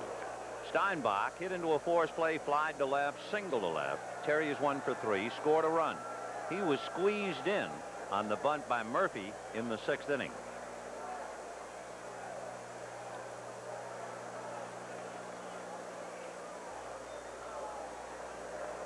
Breaking ball in the dirt. It was ball 2 if you're wondering why Cerrone was ready to run in case it was strike 3. And we'll see if that even hit the bat. Rick Rodriguez, a right-hander, is now up to join Cadaret in the Oakland bullpen. So Dennis Lamp will be fortified when he goes to the mound in the 9th should he stagger. Line drive. Boy, did that turn Arnsberg around. Oof. Steinbach is very impressive. That's his 2nd hit. He's 2 for 4. Here's how it feels if you're the pitcher, huh? Yeah, he sent it right back up the middle. And looked like Arnsberg was, you know, pretty good balance, like he could have made the play. But I tell you, it always appears to be hit harder than it actually is. And that ball was stung. And you're, what, 57, 55 feet after you finish your delivery. So a runner at first. Nobody out in the 8th. 5-0 A's. 9 hits for the A's. Mike Davis got into the game as a runner for Reggie Jackson in the 6th, and Davis came around to score.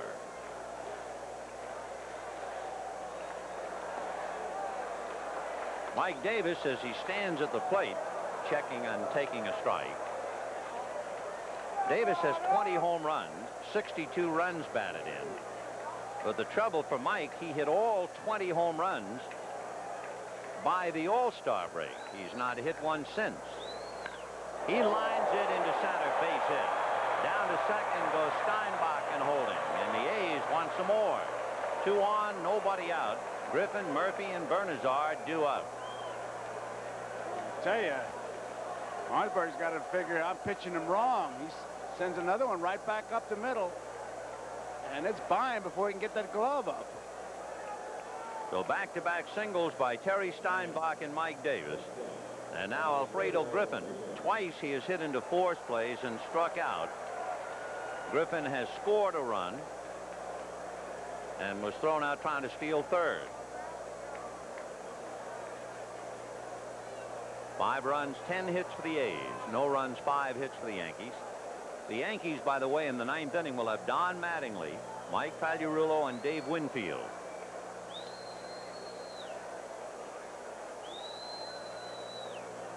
Time called. Gary Ward in left field, retrieving a ball that got loose from the Oakland bullpen. All right, 2 on, nobody out in the 8th. Griffin 0 for 3, hitting .271. Pagliarulo looking bunt. He's well in on the grass at third. Foul ball. Looked like Griffin might have tried to go the other way and hit it by the drawn-in Pagliarulo. Griffin has been swinging at most anything that's been thrown up there. He really hasn't been that particular. Sometimes when you take a swing like that, manager says, well, okay, I'll take the bat out of your hands and I'll put the bunt on. The one thing Griffin rarely does is walk. But this year, he's having a bad year walking as he lines out to left field. So the run is holding, and the batter will be Dwayne Murphy. So Mike Davis at first, Terry Steinbach at second, and Murphy coming up. Struck out, singled, and sacrificed. 1 for 2.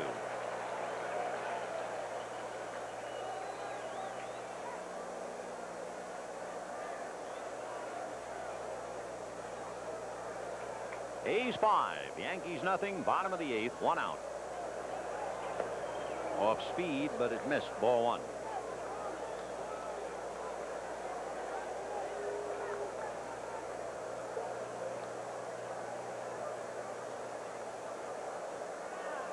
We told you that the Yankees have Mattingly, Pagliarulo, and Winfield, the first 2 left-handed, due up in the 9th. Cadere has now come into the Oakland dugout. The young left-hander might be given the ball to pitch the 9th.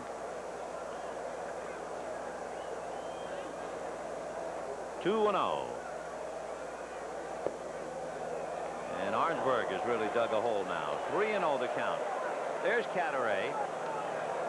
He had one get away the other day in relief on Sunday. Well, I guess it was just the other day against Toronto on Thursday. 3-0 the count. In there.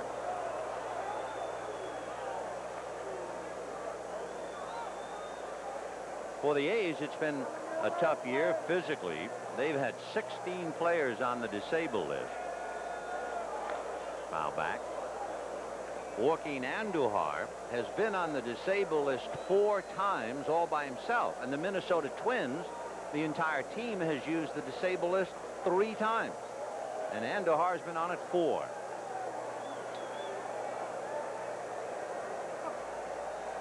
So with a full count and 1 down, we'll see if the runners go. Steinbach from second, Davis from first. They do, and it is ball 4 to load him up. Nice throw to third, but it doesn't mean much. Base is loaded with 1 out, and Tony Bernazard will be the batter. It wouldn't have even been close to third base. Cerrone really thought he had himself a strike, and Pinella's going to come out and argue. Isn't that an automatic ejection? Oh, if he's not going to talk to the plate umpire. Oh, but he'll talk loud enough for the plate umpire to hear him. Yep. Let's see. What do you think? Yeah. So Pinella talking to Cerrone, who thought it was strike 3.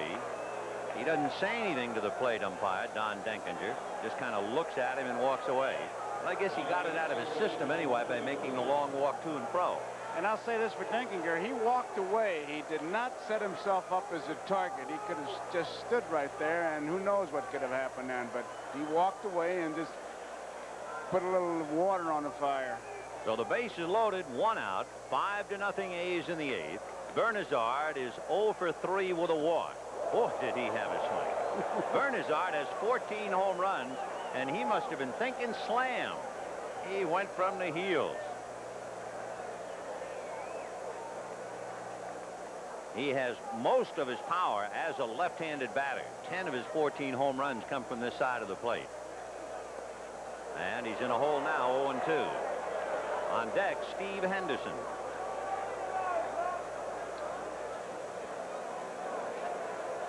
And instead of Henderson, Luis Polonia, little outfielder, is in the on-deck circle. Ball 1. So Polonia loosening up. He has 3 home runs, but he's hitting over 290. 1 out, bases loaded. 5-0 A's. Trying to break it wide open. Off speed, high chopper, tough play. Arnsberg throws to Mattingly for the out. Everybody moves up 90 feet. Steinbach scores, and it is 6-0 A's. He almost lost that ball as it took that high hop, that first bounce, and Arnsberg looking up into the sun, he almost lost that, and that would have really been disaster. So another run to make it 6-0 Oakland. Watch him now as he goes after this ball. He really wasn't sure of it. There he battles it right there. Just happened to hit in his glove. Makes a good play. And Luis Polonia will now come up to hit for Steve Henderson.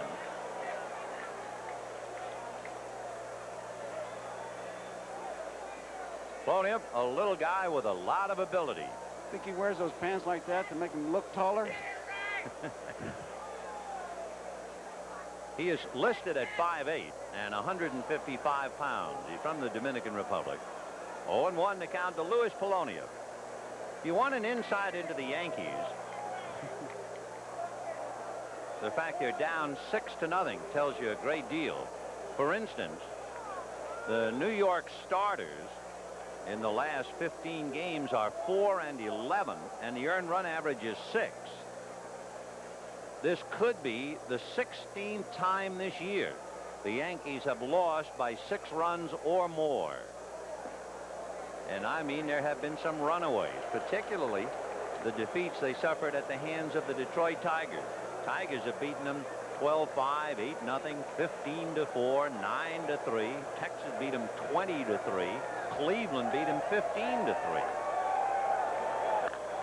High fly ball into left center. It's playable. Ward in Washington. It will be Ward. However, the A's add another run and leave a couple. And at the end of 8, Oakland 6 runs, 10 hits. The Yankees no runs, 5 hits.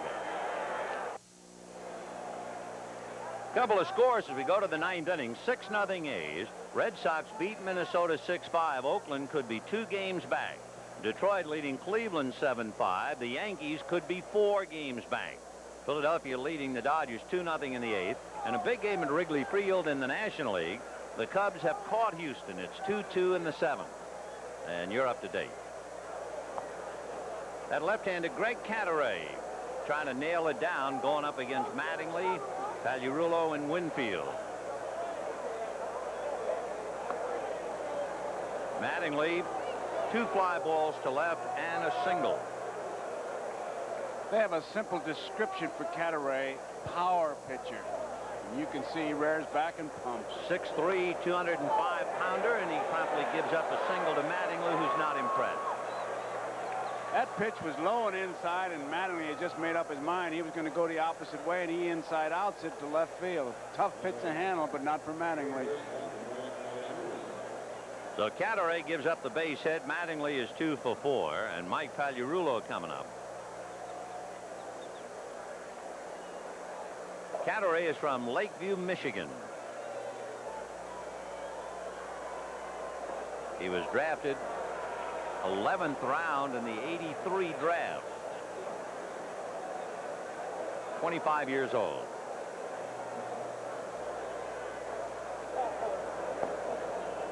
One ball and 1 strike. So he was asked to get in a little work and try and pick up from a discouraging moment Thursday when he had one get away. 1-1. Now back. 1-2. Mike Pagliarulo popped up, flied to left, and with a runner on in the 6th inning, sent Dwayne Murphy up against the center field wall. That's as close as the Yankees have come to really getting into the game. At the time, they were trailing 2-0. If Pag's ball goes out, the game is tied. And then Oakland, off the hook, came right back with 3 and broke it open 5-0, and they've added 1 more. So that was a big swing of the bat by Pagliarulo. All for naught.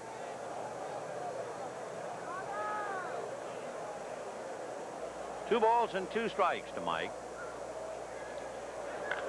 Slash fair down the left field line. Canseco over to get it. Stopping at second is Mattingly. So the Yankees, who have had some great come-from-behind games this year, try to get off the floor in the 9th inning. A tough way to do it. Singles by Mattingly and Pagliarulo. For the first time today, the Yankees have 2 hits in 1 inning.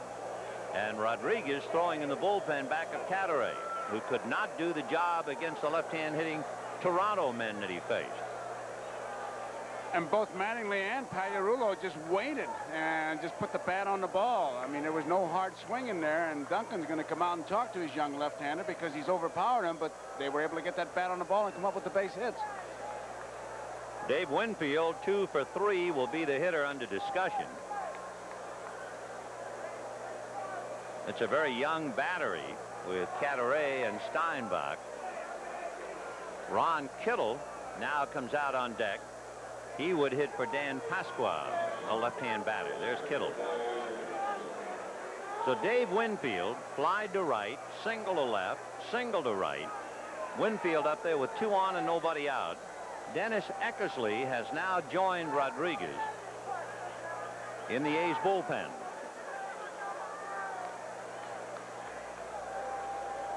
There's Winfield. It is 6-0 A's, top of the 9th.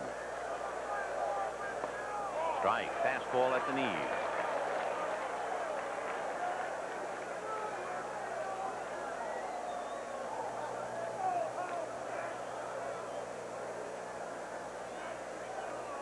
Big guy with 2 hits now has 2 hits in his last 20 at-bats.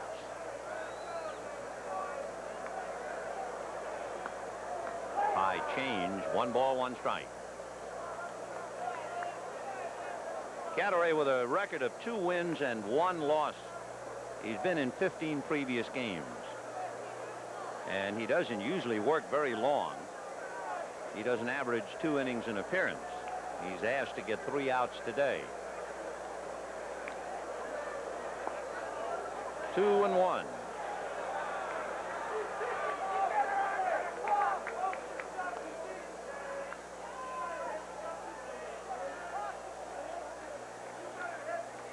So Dave Winfield trying to keep it going for the Yankees.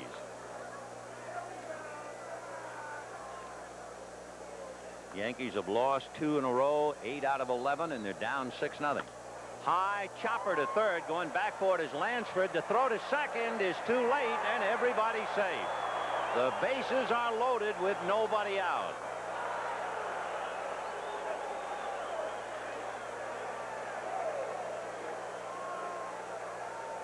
Lansford had to wait for that and lost the play. Nothing he could do. That big high hop once again. I tell you, all during batting practice watching it, that was the one thing that really got to me was how hard that was in front of home plate. So Carney Lansford unable to make the play. Pagliarulo beating the throw. So the Yankees have the bases loaded with nobody out. The A's lead 6-0, and Cadaret having his problems now.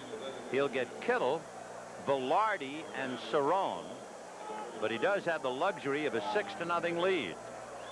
Piniella, seeing his ball club try to come back and avoid being shut out for the 10th time, and La Russa tired of waiting. Cadaret couldn't do the job against Toronto, and obviously the young left-hander can't cut it today. The Yankees, by the way, are tied for the most grand slams in the major leagues, if you're thinking about that.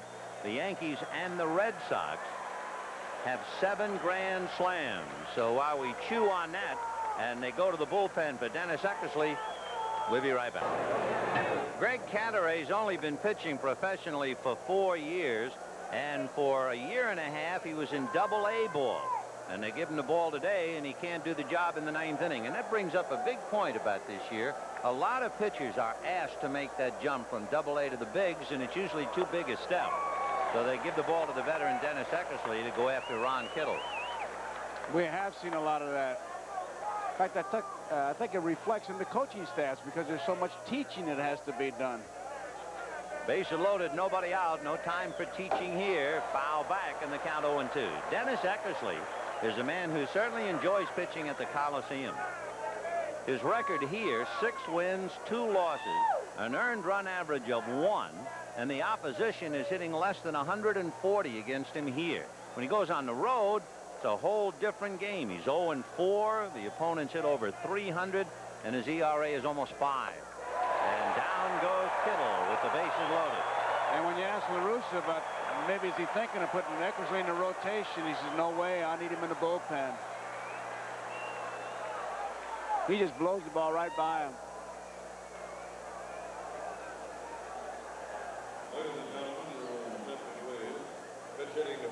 Randy Velarde will not come up. Mike Easler is going to bat for Velarde. So Mike Easler will follow Kittle to the plate. Bases loaded, 1 out, 6-0 A's. Easler struck out as a pinch hitter on Thursday. He was 0 for 4 Wednesday, and he's 0 for 9 in his last 4 games. So he's hurting with the bat. 1 ball and no strike. The Yankees picked up Mike Easler on the 10th of June. Mattingly, Pagliarulo, and Winfield out there, and that's fouled away. 1-1. 6-0 A's. The Yankees trying to come back. At the expense of Catteray, they had 3 hits, but Eckersley has struck out Kittle. On deck, Rick Cerrone.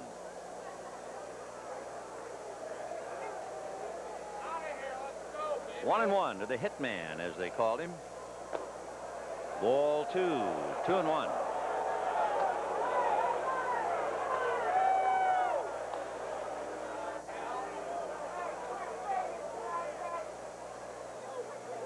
Easler 2 for 8 as a pinch hitter, and he has 3 RBIs coming off the bench.